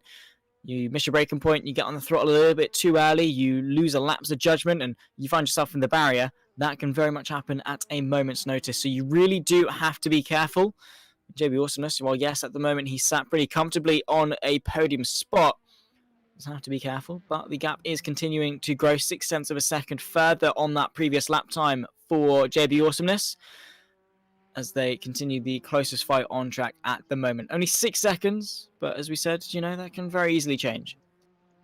That can change very easily. I think for this race, I think the best thing for JB Awesomeness and Boris or Mark right now and Pedro is to just get into the zone somehow. The state of flow, and you're just in your own little space. You're not getting distracted. You're just watching the track. It's quite mesmerizing to see in real life. It barely happens in real life. Actually, I've seen it more times happen in sim racing than into real life races in go-karting and things like that. So yeah, let's see for the first one to go into the zone till the second round of pit stops. The first one that will enter the zone is going to be the fastest one on track. So it seems like Costa was in the zone. He got a little bit of a break in the pit, so I think that broke his zone a little bit. So now let's see if he can vibe as much as he did in the first 14 laps. I mean, yeah, 100%. It's a case of, as a driver, you have to keep yourself occupied. And even as a race leader, where you have that pressure of the race lead on your shoulders, you still have to think, give yourself a target, give yourself something to focus on. It could be, I want to hit this lap time, this lap. I want to hit this lap time, this lap. There's Sen having a bit of an off and meeting the friendly bushes for some afternoon tea, potentially, as he works his way back onto the circuit, sitting P7 at the moment and sees no advances forwards or backwards in this race. But, of course, back to the point of the sense that, just think about, how much do you want to save your tyres? How much fuel do you want to save? What lap times do you want to hit? Think about something, keep your mind occupied, and give yourself something to aim for. So at least you're, seeking for an objective. It's a long race. You can't just set yourself the objective of winning or getting a podium. You have to have the little intervals between. And is that JB Osman? No, it's not JB Osman's round. There we go. It's not. It's Sen once more having a bit of an off. So Azatel not getting an easy, cheap promotion, but however does see the gap close back under 5 seconds to himself and JB Osman from the podium. But it's just that case of keeping yourself occupied, particularly in a race of attrition like this, where there is still a very, very long way to go. We are approaching halfway through. It's taken a long time to get here. Lap 19 of 42. We're about an hour and a half. No, we're not. We're at an hour into this race at this point. Qualifying started at 8 o'clock GMT for me. That's probably about 9 p.m. for those of you in Europe. It's now 9:30 in the UK. So we'll be going for about an hour and a half at the moment. About an hour into this race on lap 19 of 42, so just over halfway left to go. And we'll be looking very eagerly to see the progression of this race and how things start to shape up in the dying moments as we're still walking into the woods, but in a moment's time we'll start walking out of them, and in about 9 laps time we'll see the next round of pit stops start to work their way through. And then we'll have the sprint to the finish, 14-lap sprint to the finish, of course. And while this fight for the podium is the only real talking point that we have got in terms of on-track action, but, I mean, these cars seem like fun to drive. I mean, granted, yes, the racing isn't quite as close as we particularly might have hoped or anything like that. These guys are still going to be having fun wrestling cars like these around a circuit like this. It actually might be tiring for some people. As I said, if you have a dirt drive wheel, I wouldn't do this. No, not at all. Some people like turn down their first few for endurance races. I already did 24 hours. All of them on AC. Super fun. Do not do the ones that are organized by World Sim Series. Their servers are whack. Because they have their own, but it's weird. Actually it was 2 because it was 2. One on Nürburgring, Nordschleife, and one on Le Mans, Circuit de la Salle. And as I'm talking, Anton is getting closer and closer to JB awesomeness. Seems like JB had a little bit of a mistake. That's Pedro Lopez getting overtaken by the 4th place. That's him struggling a bit. Is that him drifting for fun? Oh, contacts. There's the tap, and that could be his actual now up. That's definitely it's got to be, but a bit of a donk on their way around, and Anton Azatel slowed down in terms of his progress.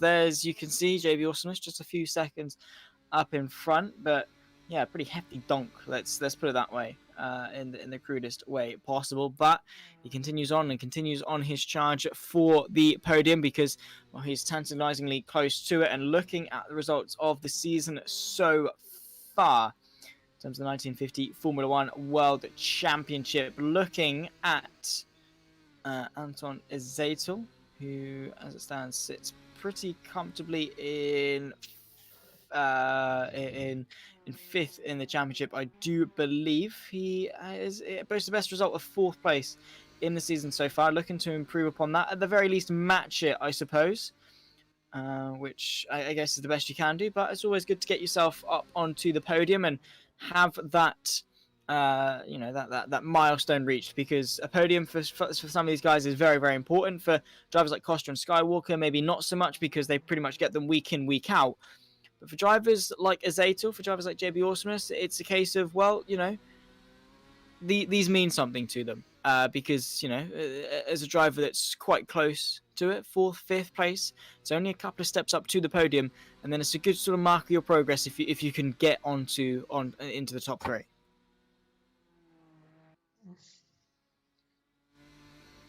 So it seems like Anton fell off. JB still just in his zone. Seemed like JB might have hit the zone, and now he's just flying away from Anton.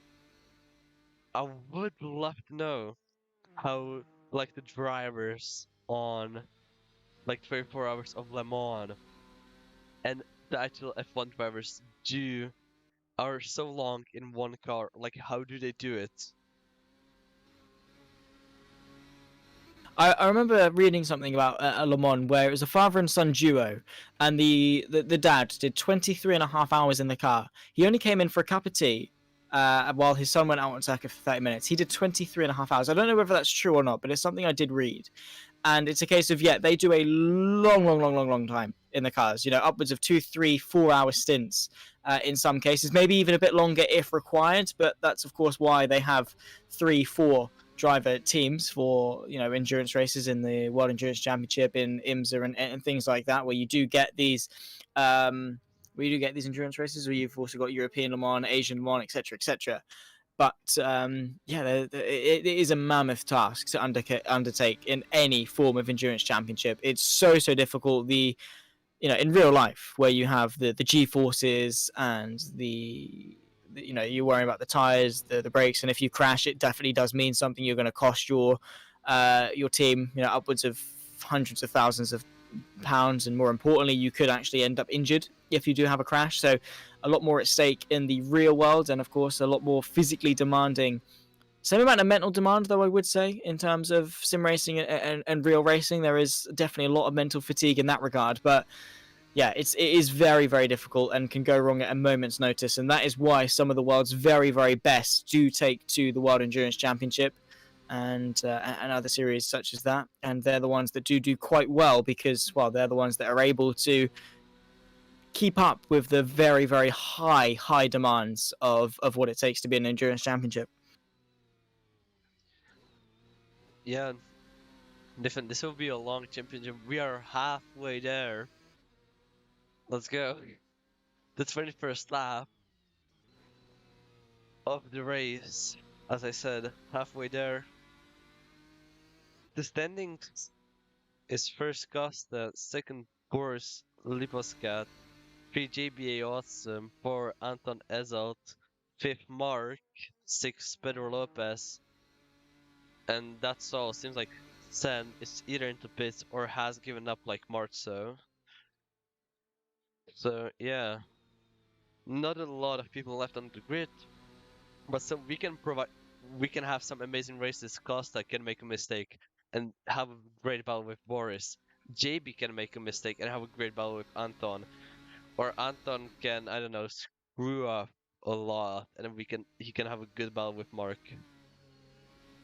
Or Mark, Yeah. I don't know, just horrendously crashes, would be dead IRL, survives, but could have a battle with Pedro. There'd be like snails on track. That'd be fun, maybe. So yeah, we will see what can happen.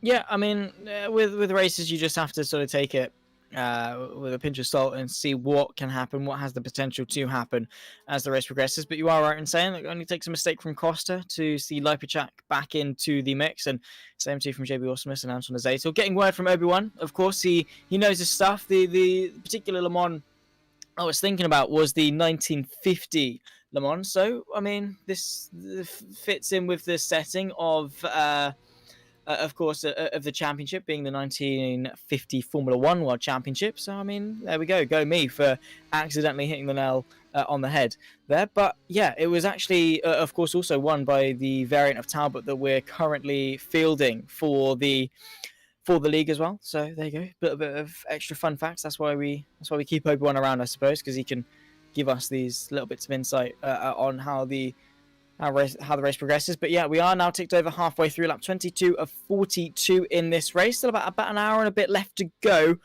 as we work our way around the circuit. Costa leads from Boris Lipacek, JB Awesomeness, the provisional podium. Then comes Anton Zaitel just in behind. Then comes Mark, your top 5. Bit of contact, actually. That gap is going to grow as Zaitel making contact with one of the back markers continues on going. However, could see himself with a bit more of an engine reduction added on to his Ferrari because of that. Then comes Pedro Lopez in 6th, then Enzo and Marzo, the rest of the field. However, the bottom 2 not out on circuit as it stands. Enzo with a DNF and Marzo blowing up his engine a while ago sees him out of round number 4 of the Revival Racing League for 1950 Formula 1 Swiss Grand Prix. Round number 4 of the 7-round championship. We've taken to Silverstone, Monaco and Indianapolis. We'll go to Belgium, France and Italy to round off the season. And, well, we'll definitely looking forward to seeing what races we're on the broadcast for and which rounds that we come to witness the championship come to a close. But Costa, Lipacek, the gap 14 seconds up and down, really. It's very, very chop and changing. With that mistake from Zaitel and, of course, the back marker coming together, has seen them sort of grow the gap just a little bit, which sort of puts an end to maybe a close fight for what could be a good fight for the podium. But still, never say never. Whoop. It seems like Anton is taking a little bit slower pace. You said the pit stops are going to be around lap 28. Do I remember right? I'm not sure now. Yeah, 28, because 14 lap stints. Yep. Yeah, you're right. Yeah, 28, carry on. Yeah, it's fine. Yeah, we might see more pit lane strategies, but it doesn't seem like pit lane will affect a lot of the racing. 14 seconds between Costa and Boris, 13 seconds between JB and Anton, and 2 minutes and 15 and 16 seconds between Mark and Pedro Lopez. And it seems like Sen has not given up, and he will go on even with 3 laps down, and he has a lot of restrict driving. Seems like it. Let's see how much he gets on the straight. Yeah, let's have a look at the top speed, 160, 170 kilometers. He's approaching about 180. Well, speaking of restrictors, actually, we'll have a run through as to how things stand. So Costa leading the way, 15% engine reduction. Lipacek on 0, still doing very, very well. JB on 5, Zaitel on 10, Mark on 5, Lopez 25, and Sen, as you quite rightly said, on a 60% engine reduction. Enzo and Marzo 55 and 40 respectively. However, they are both in the pit lane and DNFing from this race. But 60% engine deficiency is a huge reduction, and he is losing out big time in terms of lap time. We'll have a quick look, actually. His last lap time was a 4-minute 37, and his best is a 2-minute 55, as opposed to Costa, whose best lap time is a 2-minute 30.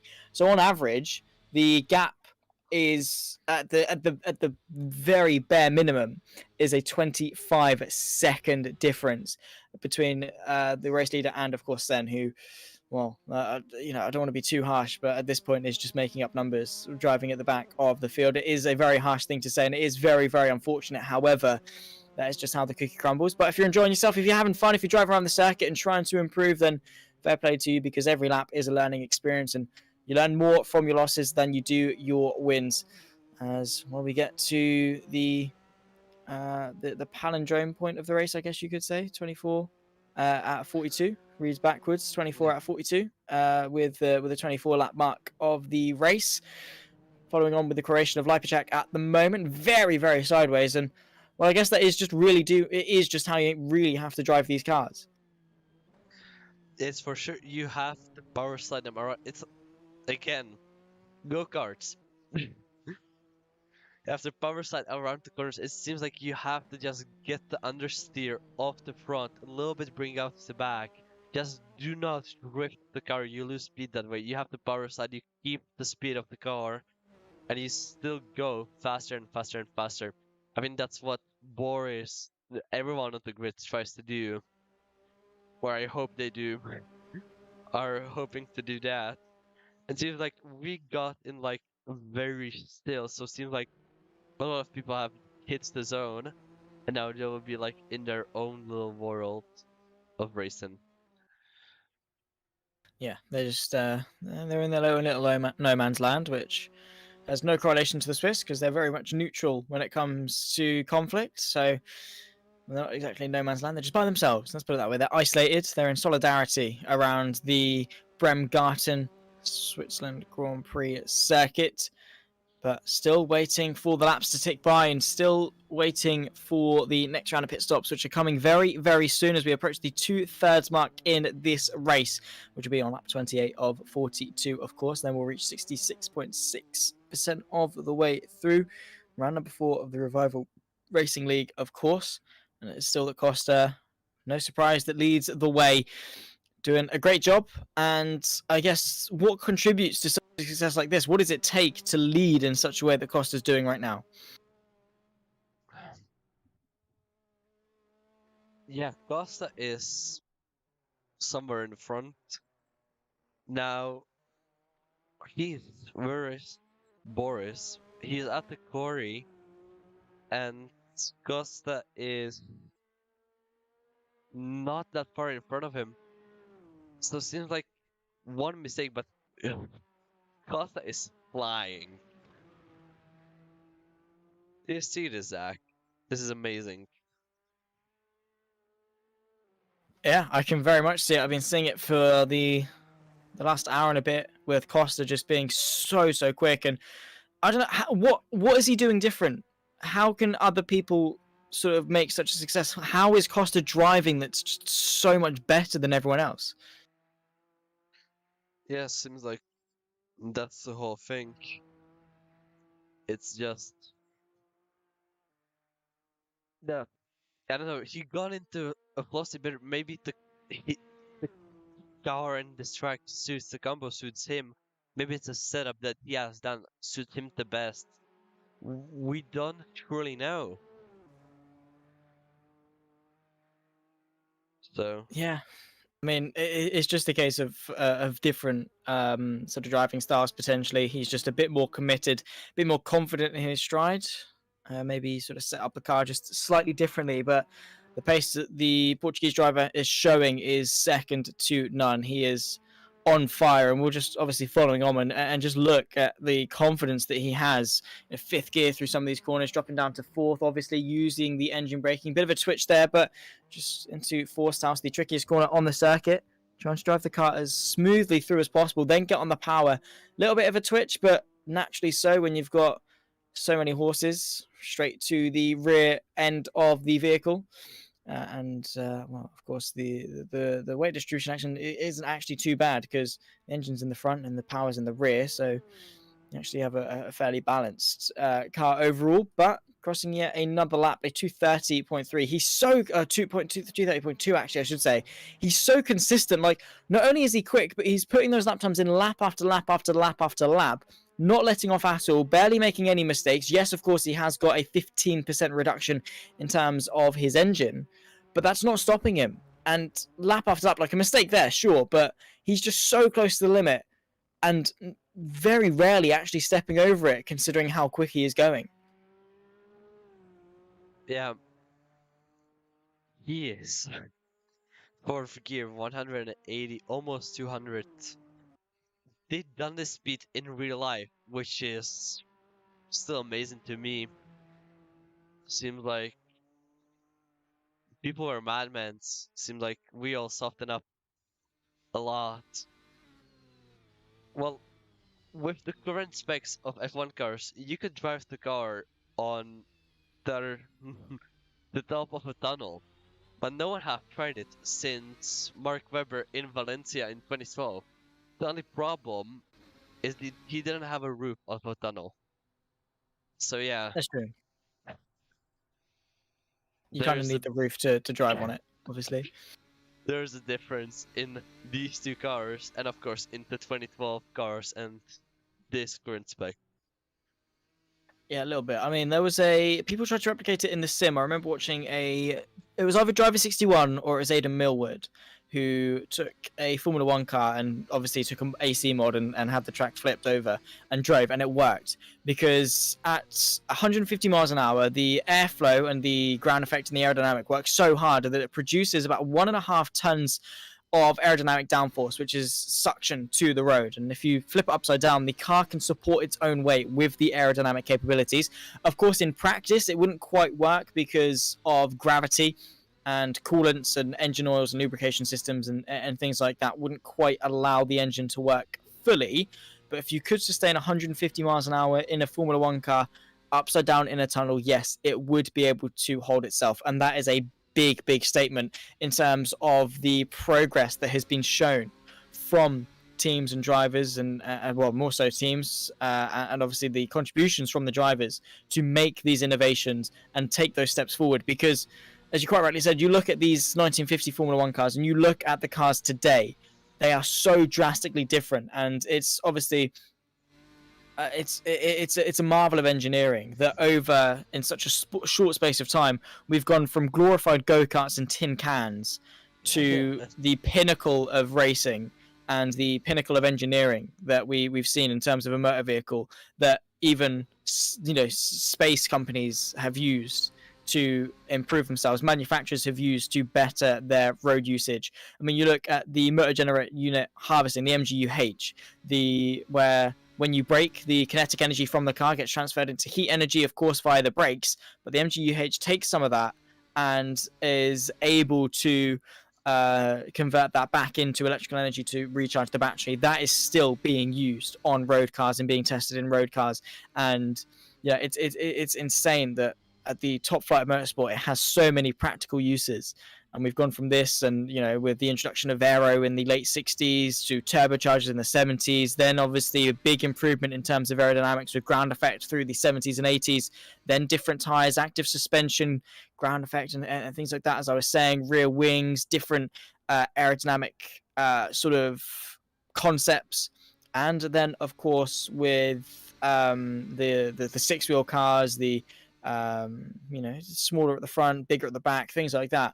All different things trialed and errored over 73 years of very, very fast racing and very hard competition has forced teams to improve, has forced teams to find the extra margin that now sees them making those advancements. And now, of course, it's not just in Formula One, it's in the World Endurance Championship, it's in Formula E, it's in MotoGP, where we're all seeing these different concepts and these different incredible minds come together to make something as well as a piece of art in baseline foundation terms. It really is. If you want to follow the technicality, I mean, you can call it. It could be up for debate. It could be called a piece of art, because the way that these drivers and teams throw the cars around, it is something of a work of art. And yeah, they definitely have come a long way, and it definitely is only just the beginning as we find more and progress more. And refine is the big word there. It's just finding those little bits here and there to try and improve. And well, talking about, of course, cars being on upside down in a tunnel, we're having recently saying it would maybe work in an electric car. But the problem is with electric cars is they're heavy and they've got a lot of inertia. And of course, the gravity is going to be affecting them quite a bit. And it is difficult to get electric vehicles up to a very fast top speed. Yes, the instant torque allows them to accelerate, but getting to the top speed is something different entirely. And of course, mixing that with the F1's capabilities, the F1's downforce, I don't think you could just put an electric vehicle power unit into an F1 car and make it stick upside down in a tunnel. I don't know though. Maybe if we get electric cars powerful enough to do that, it would be an interesting thing to think about. It's a different time. That's for sure. We came a long way with technology. And as we are rambling, not much happened. Pedro Lopez is a lap down of Mark, actually, and the second round of pit stops is about to go down. So yeah, we will see if something interesting will happen. If someone, will prolong their stint, I want to say. Even though they're not changing tires, because that takes too long. Also, the strategy of pit stops is very different. Back in the days, these tires lasted the whole race. And if you wanted to change the tire, if you got a puncture, you have to lift up the car manually using a hand crank, then put out the 8 bolts on the tire, go out the tire, put a new one, put those 8 bolts back, then put the car down, and then start it up, and you had to not drag it, you had to push it out of the pit lane. Now people just come. There's, I don't know, like, how much is it? 16 people on one car? Upwards of 20, I think, because you have to think you've got 3 per tire, that's 12. Yeah. You've got the front and rear jackman, you've got the support jackman, so you've got 12 on the tires, you've got 2 main jackmans, 2 support jackmen, so that's up to 16. You've got 2 people either side stabilizing the car. You've got the person spotting the pit lane, which puts up to what is now 19 people, I think, and then you've got someone spare ready to restart the car. So 20 people all surrounding a Formula One car during a pit stop for 1.8 seconds of action. That's it. Obviously, there are variations in terms of pit stops and their regulations, but in terms of Formula One, yeah, it is. Back in the day, it was not viable. The car would go up, you'd have to crank off the wheel nuts, you'd have to then get the car, you have to get the tire on, you have to get the new tire on, you have to then crank it. And you think of the tools they had, they were doing it with just hand tools, and they were having to crank off the wheel, do it again. Whereas now we've obviously got the pneumatic guns where you can just bzz, off, bzz, back on, and torque it to what I mean, on normal road cars, the wheel nut torque is about 110 Newton meters. Probably a lot more in terms of Formula One cars. Into the pit lane comes our 2 race leaders, though, on lap 29 of 42. This will be their final pit stop, of course. Lapjack versus Costa in their advancements for the race lead.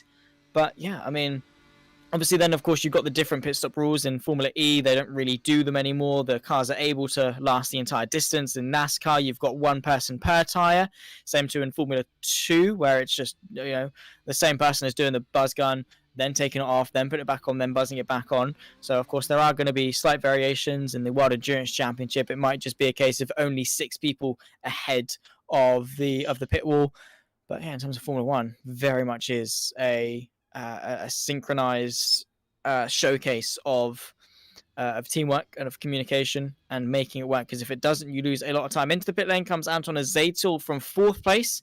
And out of the pit lane, actually, JB Awesomeness is still yet to owe us a pit stop. So that's why Costa is so close behind him. JB Awesomeness is extending his stint, but Lipajak still in the pit lane, losing time after time after time. So the more this race progresses, the more it seems that Costa really does have this one in the bag.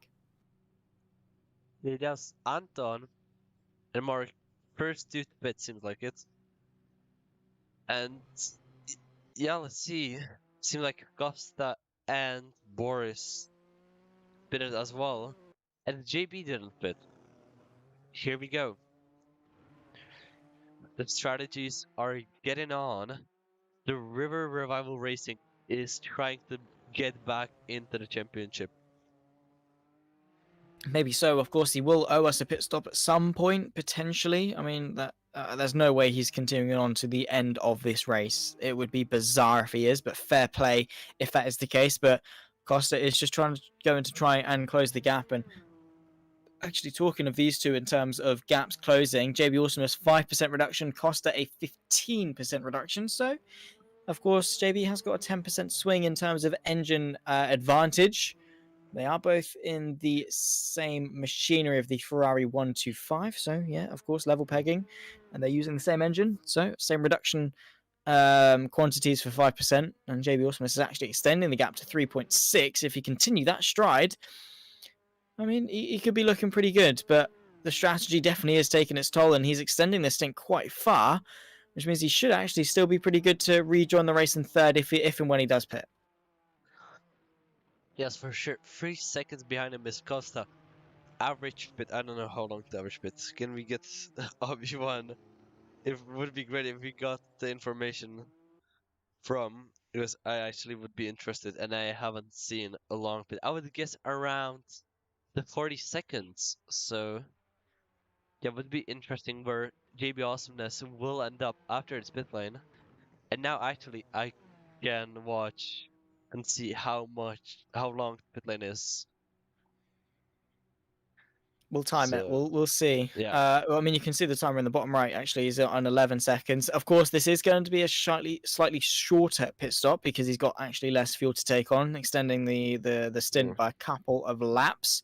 But we'll see. 21, 22, climbing, and then of course he'll rejoin the circuit. And well, we have got the addition of Obi-Wan in the commentary booth with us. And he's here to give us a bit more information as to the league itself, maybe.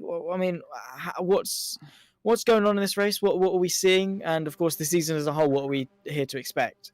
Yeah, well, this race is a little bit on the boring side, sadly. There's not that many drivers, but yeah, I think we saw a nice fight earlier for the lead, but didn't hold out very long. But yeah, the pit stops are not as interesting as they were in the past few races because I made all the cars match each other in terms of their fuel rate, but that's about it. As for the league, well, we're halfway through the season, right? So after this one, we'll keep going to 1951, and we do a race every week, championship race every other week, but we do a 50-minute race, more casual, every other week as well. Very, very nice. Of course, it's a good league, and obviously moving forward, what are your plans? I mean, numbers as it stands, aren't exactly at an all-time high, but do you have anything maybe? Are you expecting more maybe to come in the future? And obviously, you're saying that you're going to move to 1951. Are we going to see 73 seasons of the Revival Racing League over the next couple of years? Yeah, well, I don't know when this will last to. I hope a long time, but I'm enjoying it so far. As for yeah, the plan is just keep going. Exactly. For the drivers, I guess I haven't been advertising the league that much because it's really hard to get a hold of these cars early on. These cars, if you know how to drive them, they're not that hard, but since they are completely different to everything else that people are used to, it takes a bit of getting used to, And when we've had newer drivers, it caused a bit of issues because the people who are racing for the win don't want to be blocked. And so I'm kind of just, making this league for the people who are serious about it, the people who show up to practice, and I don't want to ruin the races with the potential new drivers. And of course I want new drivers, but I'm going to try to gather them more like during the off seasons and stuff. I mean, That's definitely probably cool to hear. Yeah, absolutely. I mean, it's not a bad ethic to have, to have that seriousness, the sort of the sim racing enthusiast inside you that just wants to see it done. Because I mean, it's a good light to have on sim racing, isn't it? To have this reminiscence. Yes, there's no. I mean, there's a lot of sim racing esports that's just real series, and I mean that's fine, but you can also just go watch the real series, and you can't really watch 1950's Formula Ones, which is why I kind of made this. I want to relive F1 history. Yeah, it's definitely really great to see you making this happen. These cars are a blast to watch sometimes. I never drove one, so I don't know how it's completely into car, but I think it's definitely fun drifting power sliding the car around this track. Seems like a really fun track as well. Like as I said, not that hilly, not that droppy of a downhill. Seems really cool. I hate making this comparison because it might be a little bit silly, but have you ever watched the anime Initial D? Yes, I did. Well, I always like to say that this is anime physics, like Initial D physics in real life, because in the anime they drift and they're still fast, which isn't realistic. But in these cars, it kind of is like that, which is a lot of fun. Just slower, I guess, but Already three people who surrendered, which is really a shame. I know you have a really good driver, but it's a shame for his country to have the power outages. Do you think that you could like prevent that for next season so like everyone could race somehow? It's funny. He told me he moved house to avoid the power outages to an area that wasn't covered, and apparently it still happened. So it's really unfortunate that it, because he might he might lose the championship because of that. He's still in it. All you have to do is win 4 races because you drop results. So he's still in it, but it doesn't help his chances, of course. Yeah, we will Um, see what could happen with that. Costa right now leading the way, 31 laps. How we done? 40 seconds in front of Boris. This guy is in a world of his own. It's quite amazing. yeah, and Boris has the fastest lap, I believe, but the Costa is very consistent, and I'm not saying he's winning because of the car, but the Alfa Romeo is fast, but it's incredibly tricky to drive. It goes from drivable to undrivable to drivable in the same stint, like 5 times over. And I think that's the difference. Well, it's not just that difference. Costa, I think, practiced a bit more, so he's more consistent. Even if they had the same car, it's probably gonna be the same way, but it compounds the issue, I think. Yeah, that's definitely for sure. It will be harder. And actually, I have a question for you. Is the Alfa Romeo heavier than the Ferrari? I believe the Alpha is the lightest of all of them. The 125 is the second lightest, almost as light, and the other two are heavier. The 375 and the Talbot. The Talbot is the heaviest. It's basically a boat, but it's very fast. Well, the engine is a compensation, that's for sure. It's like the electric cars. It's more, how to say? Stop and go, right? Yeah, it's more stop and go.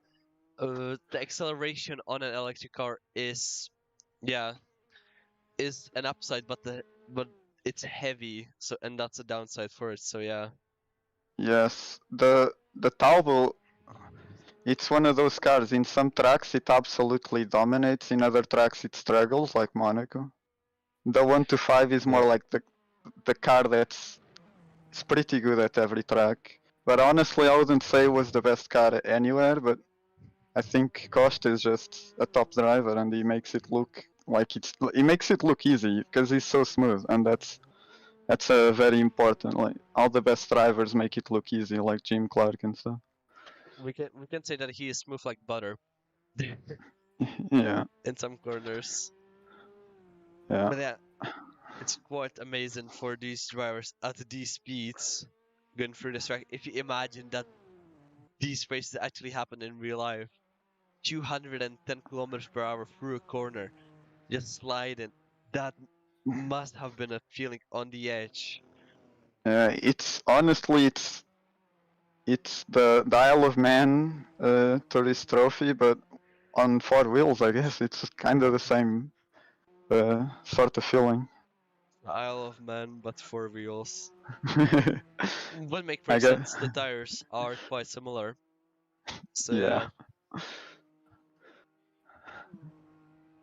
It's a very fast track that's tight. It's funny because if you drive a modern F1 car around here, what is a corner in these cars really isn't in a modern car. It's also different with the brakes. You can lock up more since you don't have ABS on this car. So yeah. Well, yeah, it's you can Well, lock up more, but it's a JB bit more Awesome. forgiving too. But yeah, sorry. JB Awesome rushed out a little bit. That can give Anton a little bit of a head start. Now we can see the gap will start to go down. Not 7 seconds now, 6.5. Yep. Oh yeah. Around 6 seconds. Less than 6 seconds, and I think the gap will stay around 6 seconds. It's Costa. We're talking on how great he's doing. I think that's one of the crashes that's not really good. Oh, now I see the 15 resistor. So yeah, still Yeah, Boris keeping it clean. Oh, no, I want to say keeping it clean. He has 5 resistor, so there was at least one crash for Boris. yes, So I haven't yeah, seen it. I haven't as well. I didn't even notice it. Bedrock 30 resistor, Mark 5 as well. That's really good. Anton 15 and JB has 5. So Yeah, JB still can run away with this a little bit, but Anton is around 5.5 seconds. So we'll see what can happen. I'm feeling a bit sad for Mark because he qualified on pole and then him and his teammate collided with each other, which can't be good. And it kind of ruined his race from then on. And he's one of the fastest on pace, but he's just started from last basically. So it's a bit unfortunate for him, but he's keeping it clean since the start. That's really cool. And Mark is actually doing that, and he's catching up a little bit as I'm seeing right now. To Anton, he has the Alfa Romeo. That's Mark's car. So I think we'll see, but doesn't seem like he will catch up. That was the last round of pit stops, if I'm right. So now we'll just stay here into the end of the race. Yeah, So I think yeah. Zach is back. I'm indeed, yeah. I just had to run off to get myself a drink and stuff and stretch my legs a little bit. It's been a bit of a long one, and but yeah, no, thanks of course to Obi for jumping in and giving us a bit of insight. I'm sure you two kept yourselves occupied for the last few laps, but you know, it was nice for you to jump in and of course just add that little bit of extra information. It's nice when it comes from the horse's mouth and to get it from the person running everything behind the scenes himself. So yeah, cheers for jumping in, Obi. Yeah, thanks. That's kind of all I had to say, to be honest. Just a little bit of info here and there. So you guys are doing a great job. See ya.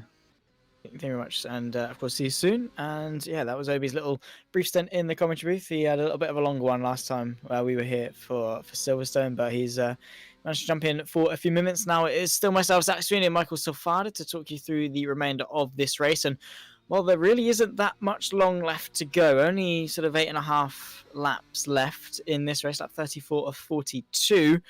And we're really closing in on the final sprint to the finish. The final rounds of pit stops have been done and dusted. The closest fight on track is this one between JB Awesomeness and Anton Izetil. 7.5 seconds between the pair of them. And well, this could definitely happen at any point. Fairly good. So no more pit stops to go. So yeah, now it's just patience, I guess. 8 laps to go. Still less than 10. We're getting closer and closer. Zach, what's the fastest lap that we have got the whole race? As it stands, it's from Boris Lipachak with a 2:29.171. And that, in of itself, is a second quicker, or just under a second quicker, 980 thousandths of a second between Boris Lipachak and Costa. But a very, very fast lap then, of course, from the Croatian. Sees him at the moment in second place. Of course, he is a little bit far behind Costa, 30.5 seconds back off the race leader. Very, very quick lap time coming in, and on the last lap, matched in terms of pace, a 31.7 apiece for both Costa and Lipachak. But, of course, the gap on circuit is a little bit long, to say the least. Unfortunately, they have been quite separated, despite the fact they're being fairly equal in terms of pace. So we do have to focus our attention on a potential fight, maybe for third, or even that fight for fourth. Mark is closing in on the German.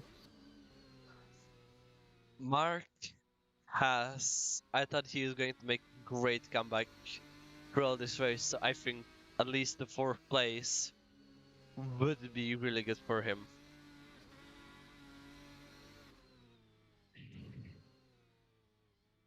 Yeah, I mean, I agree. Like, considering where he was, how he spun, and where he's been able to come back to. However, is you know, it's been a long race. He's had plenty of opportunity to close that gap back up.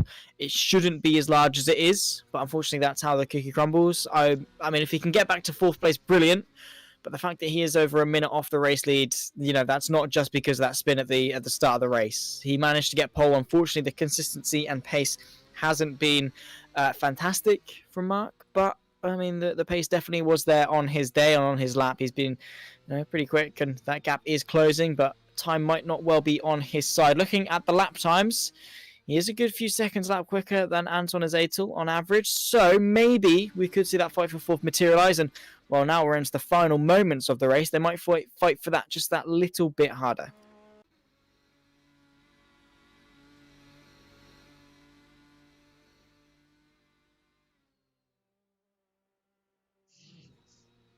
And of course, yeah, you just got to be on fire pretty much from start to finish. And unfortunately, Mark just hasn't quite been that. But with only 6 minutes, 6 laps left to go, around about 13, 14 minutes left to go in the race.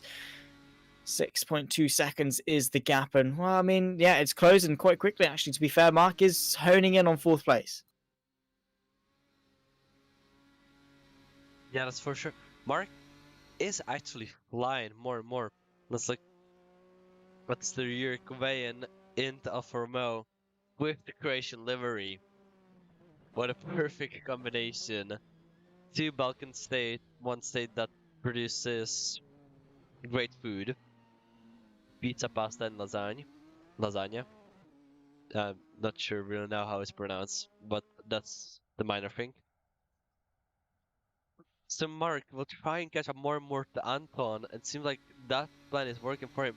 He has 5 resistor, and I think Anton has 15. That's 3 times more. So I think that might make a difference. Not sure if a big one.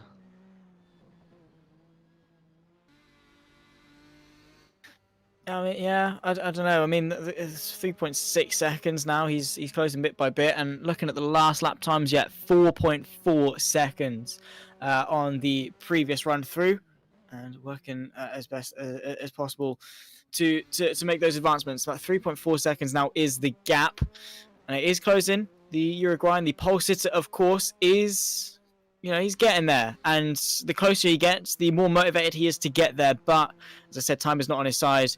Azatel knows how close the Lumen threat is. The last time we got an update, of course, Azatel 10%, Mark 5%, so the swing going the way of the Uruguayan in the Alfa Romeo in terms of engine speed, but mistakes like that definitely aren't going to be helping his case. And he's pushing the car to the limit as well. Those tires, I don't have that much grip. As Obi-Wan have said, the Isle of Man in these cars, basically, on this track, it's basically the same tires, just for Isle of Man. The technology is a bit better, that's for sure. So yeah, we will see what Mark can do. Yeah, yeah. I don't know. I guess he just needs to find a little bit more here and there to try and close the gap as quickly as possible. But again, he's still got, I guess, just over 10 minutes of lap time of track time to make those. And well, the gap now is under a second. A bit of a mistake maybe from Azatel. Could see Mark have the move. 0.6 of a second, and well and truly fermented in this fight. Well, sideways as they run their way through, following the track as it ebbs and flows up and down like a roller coaster. The pole sitter looking to improve his position by 1 more in towards Force House, the trickiest corner, and straight on, Azatel invites Mark through up into 4th place. He was given that for free, and well, that is going to be salt in the wound for the German there to just allow him through for free. That was, and Costa into the pit lane. DNF gives the win to Lipacek. You wait long enough for one bus, 2 come at once, and swapping buses for pivotal moments in this race. Costa dominating this race, now out of it. That is huge. That's quite weird as well. You wouldn't leave the race just like that. That must have been not a game crash. A third course doesn't crash. It's not our factor 2. Oh. I'm thinking what happened. I'm not really sure. Got to be a disconnect, surely. I think that's the only real way to sort of explain it. There's no His Wi-Fi like must have crashed. maybe a Wi-Fi issue, maybe a hardware issue, maybe just his game crash, something like that. I've not seen him out of this race, and that is heartbreaking because for the last 2.5 hours, Costa has been on top and second to none. His pace has been absolutely sensational, and now all that hard work's come undone in literally a second.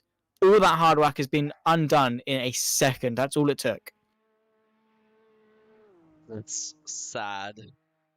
That's really sad. You have done all those things, and it's gone. The I don't want not to click off the button. Just a minor mistake, and it's gone. Sucks. It does. It really does. And it shows just how quickly things can turn very, very quickly. And getting word that his engine blew after a grind with the wall. He was approaching sort of 20% in terms of the 5% restrictor plate that goes onto the engine after each 40 km/h incident that you have crashed with the wall. But unfortunately, a grind with the wall saw his engine blow up entirely, seeing him out of this race. As you said, the smallest of mistakes have the biggest of consequences, and it's such a shame because he definitely did deserve to win. But Lipacek, everyone else on circuit could have made the same mistake, could have blown up their engine, but they didn't. And now they're the ones that are able to reap the rewards and get themselves up into now first and second. Mark now back onto the podium. So Costa, yeah, he's going to be kicking himself for that one because, again, it just shows how quickly things can happen, how quickly things can go wrong. And now out of this race and losing points in the championship. Well, yes, Skywalker is not on the field today. He won't be losing points relative to him, but Pedro Lopez is out on circuit at the moment, P6. If he can get ahead of Costa, will gain a couple of points. But in terms of real championship rivals, Costa really hasn't got anyone other than Skywalker to contend with. So he's probably looking pretty good in terms of securing the championship lead, which I guess is okay and some consolation in that regard. But losing a second win of the season, being able to match Skywalker's total of 2 so far, that's going to hurt. Yeah, it is. Oh, just a little grind, just a tap to the wall. That's what you could say. Oh. Really sucks. But Anton, now not having that big of a gap to Mark, but I don't think he can close it in time. He has 5 laps to go, so yeah. We'll see. Yeah. We will indeed. 16 seconds. The lap times, we'll have a quick look actually in terms of whether or not he is actively closing the gap between himself and JB. The last lap, a 32.7 for JB and a 31.5 for Mark. So a difference of 1.2 seconds, but does he have 8 laps? No, he doesn't. He needs to find more in terms of pace to close that gap. And yes, it is shrinking now under 16 seconds. It's a race against time. The final 4 laps of this race, lap 39 of 42. And it all comes down to this. He needs on an average a 4-second lap advantage to be able to close the gap. Whether that happens or not is another thing entirely. But it does seem that JB is secure for second. And talking of secure, Boris Lipacek, the Croatian, who was able to work his way up to second place in the race, sits now first after the incident that saw Costa out of the race. 52.5 second lead. That is sensational. Half a lap ahead of the rest. That is massive. A big, big gain. And, well, he's going to be cruising to victory. Well, you still don't know. That one mistake, that one grind can happen to him as well. 100%. Absolutely. 100%. Yeah. 100%. I agree. I mean, the same misfortune that struck Costa could definitely strike anyone else at a moment's notice. And yeah, it doesn't take 4 laps to happen. It takes 1 second to happen. So yeah, everything is provisional, but chances are we're not going to hold out hope. We're not going to push the fact that Lipacek is going to lose the place as Lopez moves ahead of Costa on track now up to P5. So Costa down to P6, and that will be his final quote-unquote finishing position of the day. But yeah, very much any one of the 4 or 5 still running could still win this race because, well, any all the other four people could completely bin it. I mean, you never know. Anything like that could happen, but it is unlikely in the final 4 laps. Everyone will just be on sheer conservation mode, trying to get to the end of the race. And while talking to that fight for second, Mark losing a 7-second disadvantage to JB is a bit of a crash there from Anton late on. Probably a lapse in concentration again, the fatigue getting to him in the cockpit. I think the fatigue is getting all of us, maybe as well. But still, Anton gaining time on Mark, or not gaining. Wait, if he's catching up to Mark, that was so that way. Anton is catching up to Mark now, losing a little bit of time, but seems like he's losing time on the straights. He has 25 resistor, Mark has 10. So fine, I think we know why Anton doesn't have that big of a chance to catch up to Mark. Yeah, it's going to take a mistake from Mark. I mean, we did see one not too long ago from Mark. But again, yeah, down to 22-second gap between himself and JB. However, Anton maybe does have a bit of hope to close the 5-second gap, but I do, again, think that is heavily unlikely. We are into the final sort of 6-7 minutes of this race with that 40 or 42 upon us. It's been a long, long way in the Swiss Grand Prix, round number 4, of course, of the Revival Racing League, reviving the nostalgia of the early days in the Formula One World Championship. As Obi-Wan said, you know, we have GT3 racing, we have virtual IMSA, we have virtual World Endurance Championship, we have virtual modern day F1, but we do not have virtual classic Formula One. We don't have classic old F1, and we don't have its real life counterpart. I mean, yes, you've got the classic Grand Prix that run sometimes in the UK with classic cars, and obviously the classical Monaco Grand Prix, but you don't have an extensive championship where you can go and watch it like you can with GT3s and IMSA and WEC and modern day Formula One. You don't have its counterpart anymore, so you have to rely on the sim racing version, and that's the sim racing version that's being delivered here at the Revival Racing League, of course, as they tick their way through the years 1950, 51, all the way through the decades and the seasons that have preceded us in Formula One, but with 1.5 laps, or 2.5 laps yet, I should say, left on the counter. I was about to say clock then, but it's not a clock. It's a counter, lap counter. We are very much well and truly fermented into the end game, and well, at this point, it is just a case of bring it home. Wait, so this league can basically run forever? I suppose if they've got the Because drivers, yeah. If you are right now in 2023, and they start in 1950, that means if they do 4 seasons, at the end of this year, they're going to be in 1954.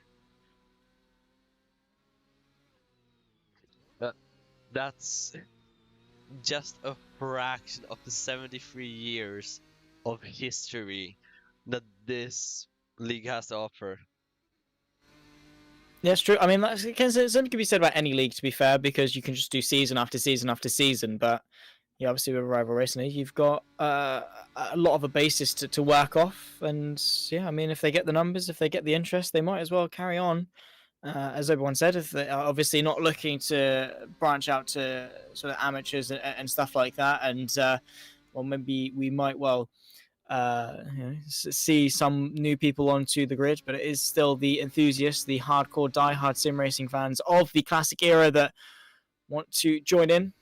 But as it stands, yeah, the racing it's pretty lackluster. In all fairness, this race has been very much more a race of attrition as opposed to a race on circuit. But sometimes that's how the cookie crumbles. That a difficult circuit like this does lend itself to require that.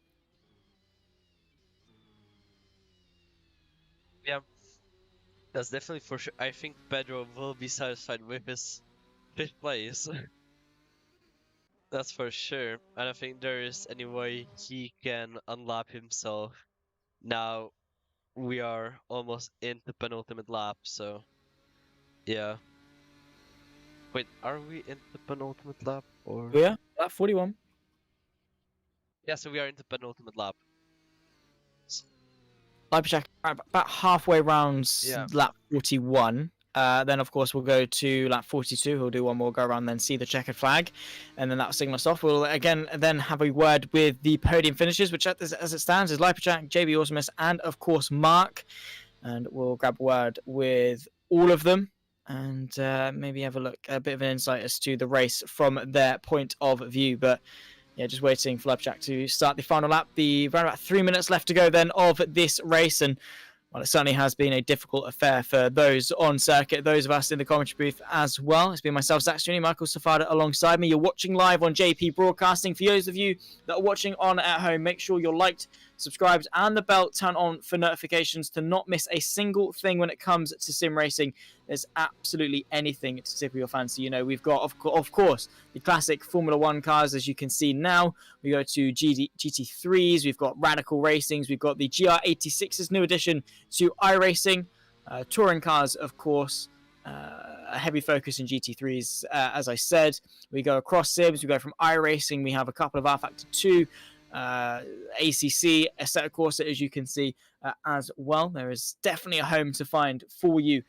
We travel different formats as well, not only in the world of sprints, but also endurances, anything really that can go around a circuit. We cover it on the JP Broadcasting YouTube channel, and it's only onwards and upwards. I mean, James recently quitting his day job to focus full-time on the company just definitely shows the sheer amount of progress that has gone the way.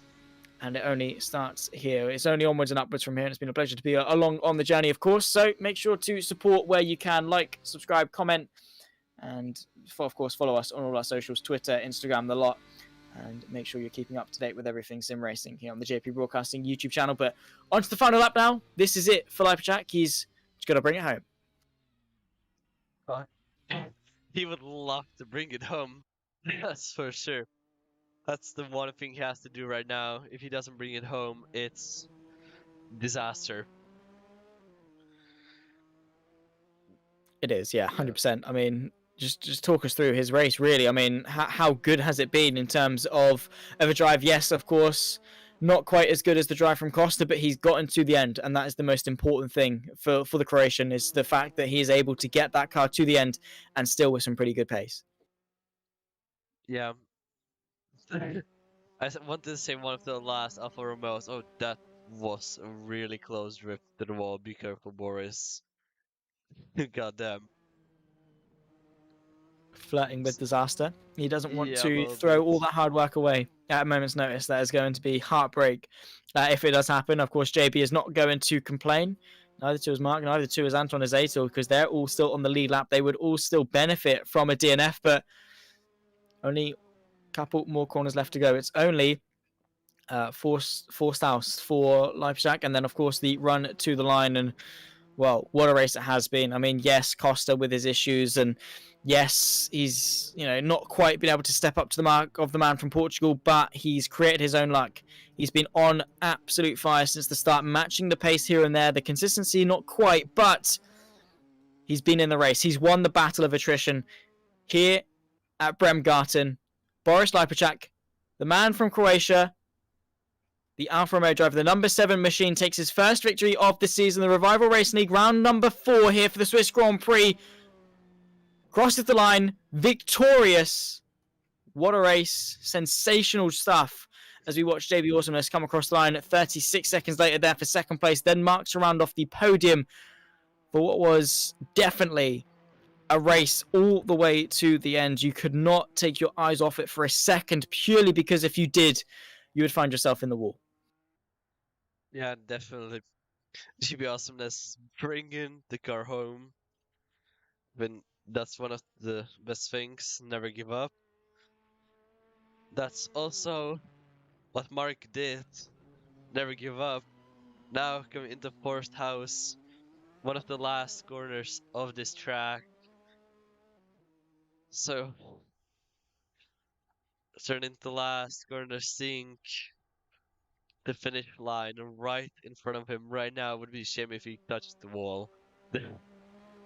Now rounding off the top 3. That's Mark a sign to never give up.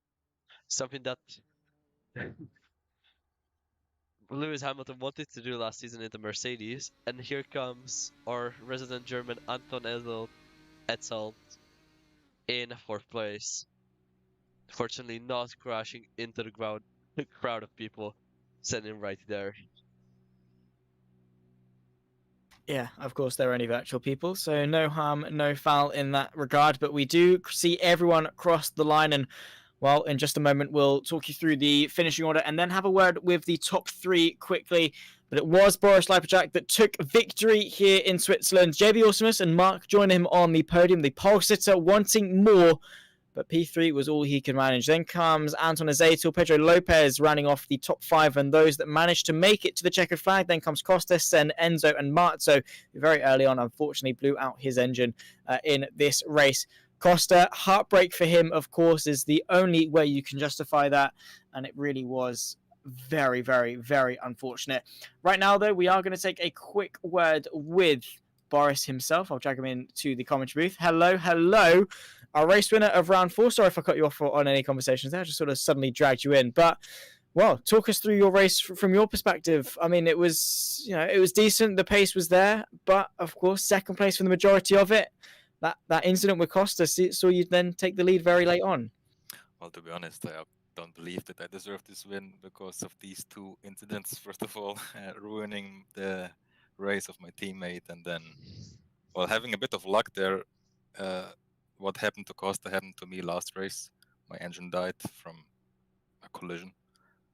So yeah, but I'm gonna take the points and be happy about it somewhat. I mean, fair enough to think that. I mean, it is easy to think so, but you have to remember that you were the one that was able to finish, and you weren't the one that had those small mistakes that saw it in. But it was a long race. I mean, a lot of it I'm sure you spent by yourself, and how difficult is it from a driver's perspective to have sort of that loneliness over the course of the race? Did you get bored? Were you focused? How did you manage? Well, to be fair, if you look at the track layout and all the undulations and changes of height and drops in and cambers, it keeps you busy enough to be kind of happy that no one is around, at least for me. Fair enough. I mean, it's just one less thing to focus on is having a fellow car not with you. So, but yeah, no, I mean, these cars, this track, I guess you do have to definitely stay on at 100% focus all the time. But very much well done. Congratulations for taking the victory. And well, just one last question before we let you go. Of course, what are your ambitions for the rest of the season? We've ticked past the halfway mark. We've got 3 more rounds. What are you looking for in them? Well, I hope if I understand it correctly, the 4 best rounds will count. So in that case, I want to win this championship. Fair enough. It starts here, I guess. You got to win the next 3, and yes, I have to be consistent now, and let's see if I can do that. Obviously, well, high ambitions, and well, we wish you the best of luck. Thank you, of course, for joining us in the commentary booth, and once more, well done on your victory. Yep, thank you. Of course, race victor of Boris there. He joined us in the commentary booth. What we'll do in just a second is take a word with Josh Brooks. 2nd place in this race for you in your Ferrari. And well, again, similar to what we were talking about with Boris is the sense that how was that race for you? It seemed quite lonely for a lot of you. Absolutely, yeah, very lonely for me. I enjoyed early on actually having, was it Boris and Pedro, I think, around me early on, or was it Anton? That was great fun, but it was a bit lonely after that. Gave me a good opportunity to get some pace together because I struggled early on to find the pace, and second to last lap was my best lap, was a 29.6. So I was very happy with that. Pace. Very, very good pace. That's obviously competitive actually with the race leader and the best lap overall. I mean, the fastest lap was a 29.1, so you're only about half a second off it, so not bad. Good effort in all fairness. But yeah, talking about a sort of a lonely race, how do you cope with it? I mean, surely it's quite a mammoth task in that sense. I mean, Boris said he enjoyed it because the track and the car keeps you occupied enough, but for me, surely being lonely is, do you get bored? Does your mind start wandering a little bit? Do you start thinking about what you're going to have for food when you're done? How do you negotiate a race that's quite lonely like that? I've had races where that is the case. You get bored, and I think I had one race where I started hallucinating. But this one, I agree with Boris. The track and car keeps you occupied, so you don't get bored. You have to be on your toes. Like a rally stage, really. You just go from one corner to the next. You got to be focused, and well, the Yes. cars, if you let them, they will spit you out in its entirety. But yeah, one last question, of course, before we let you go and move on to the third place man of Mark. Looking forward to the rest of the season. Then we've ticked past the halfway mark. We've got 3 rounds left, and what are your ambitions? What are you setting your sights on for the rest of the year? I'd love to say I can get a win, but if I could just keep getting podiums for the last, I won't be for the final round, but the last 2 that I can do, that'd be fine by me. Fair play. I mean, again, Boris is saying he wants to win the championship. You're quite content with maybe just a couple more podiums. But thank you, of course, for joining us in the commentary booth, and we wish you best of luck for the rest of the year. Thank you. Josh Brooks, then second place, of course. And finally, we'll have a quick word with Mark. Then third place, your pole sitter, of course, as well. The early lap incident, though, did sort of cast a shadow over the early proceedings in the race. Hello, gentlemen. How are you doing? Not too bad at all. How about yourself? I'm good. Really good. It was a really nice race. Loved every second of it. Love that. Awesome. I love the enthusiasm. I mean, obviously starting from pole, did you expect more, or were you maybe expecting just to fall back a little bit in that sense? Were you just aspiring for a podium? I was aspiring for a podium for sure. I knew bodies would get in front of me. I knew Costa would get in front of me too, because they are way more consistent than me. I did not expect to crash so early, but it's racing. Things happen, you know. I overcooked it into a corner. I went wide, and Boris could not stop in time and crashed into me. So, things that happen. You get nervous, and that's it. I'm not used to starting in pole, so yeah. Yeah, I mean, it's a very different environment in of itself. I mean, initially you did make a pretty good start, if I do remember correctly, but from that point on, you were just in recovery mode, and while recovery, you did do so from last all the way up to third place. You got to be happy with that. Yeah, I'm really happy. I'm super happy about that. I couldn't be happier. Good stuff. And of course, this race was, I guess, a good result for you then. Not quite maybe the win that you know, not necessarily were expecting, but could have gotten maybe from pole. But yeah, definitely a podium is for sure a really, really good result. And well, we asked the question to obviously to Josh and Boris just a second ago, in the sense that for quite a long portion of that race, you were by yourself. Both of them agreed that because of the car and the track combination, you were kept occupied enough to not necessarily get bored. But how was it from you in terms of a lonely race? How did you deal with it? Oh yeah, it was not boring. I can tell you that much. This is my favorite track. I love this track. I've driven more than 5,000 kilometers on this track, and I just cannot get bored of it. It's just, it keeps you always doing something. Awesome. Well, I mean, yeah, like I compare it to obviously a rally stage where it's just one corner, then the next one, then the next one. And if you take your concentration off for just a second, you will find yourself in a barrier very, very quickly. But oh, yeah, one more question, of course, before we let you go and round off the broadcast. Same question we asked to the other two. Final few rounds of the season, then coming up the final 3. What are you looking for in those races? I'm just looking to have fun. I'm here to have fun. Nothing more than that. Awesome. Wow, that's good positive attitude to have, I guess. You know, you're here for the fun of it. It's a nice little hobby for you, and I guess that's an important thing that a lot of people forget, is that it is just for a bit of fun. Yeah, exactly. Well, I do wish you the best of luck, of course, Mark, and well, hopefully Thank you we'll very see much. you in the commentary booth in a few weeks' time. But yeah, thank you for joining us, and best of luck for the rest of the year. Thank you very much, gentlemen. See you around. See you soon. Thank you, of course, for joining us. And well, that was the interviews done and dusted. We say goodbye to Mark, and well, it's just now myself and Michael back in the commentary booth all by ourselves. And well, Michael, just give us a quick roundup of the race that we saw. I mean, 42 laps, and well, yes, it was a little bit lonely for us in the commentary booth. The drivers seemed to enjoy it. Well, it was definitely really good for the drivers. The first qualifying ended with Mark on pole position. I don't forget who was second.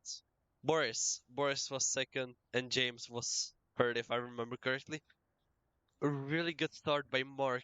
Saw him flying off into the distance, but then a disaster struck somewhere in the middle of the track, and he got lost and vanished into the last position places. Before the first pit stops, we already lost our first driver.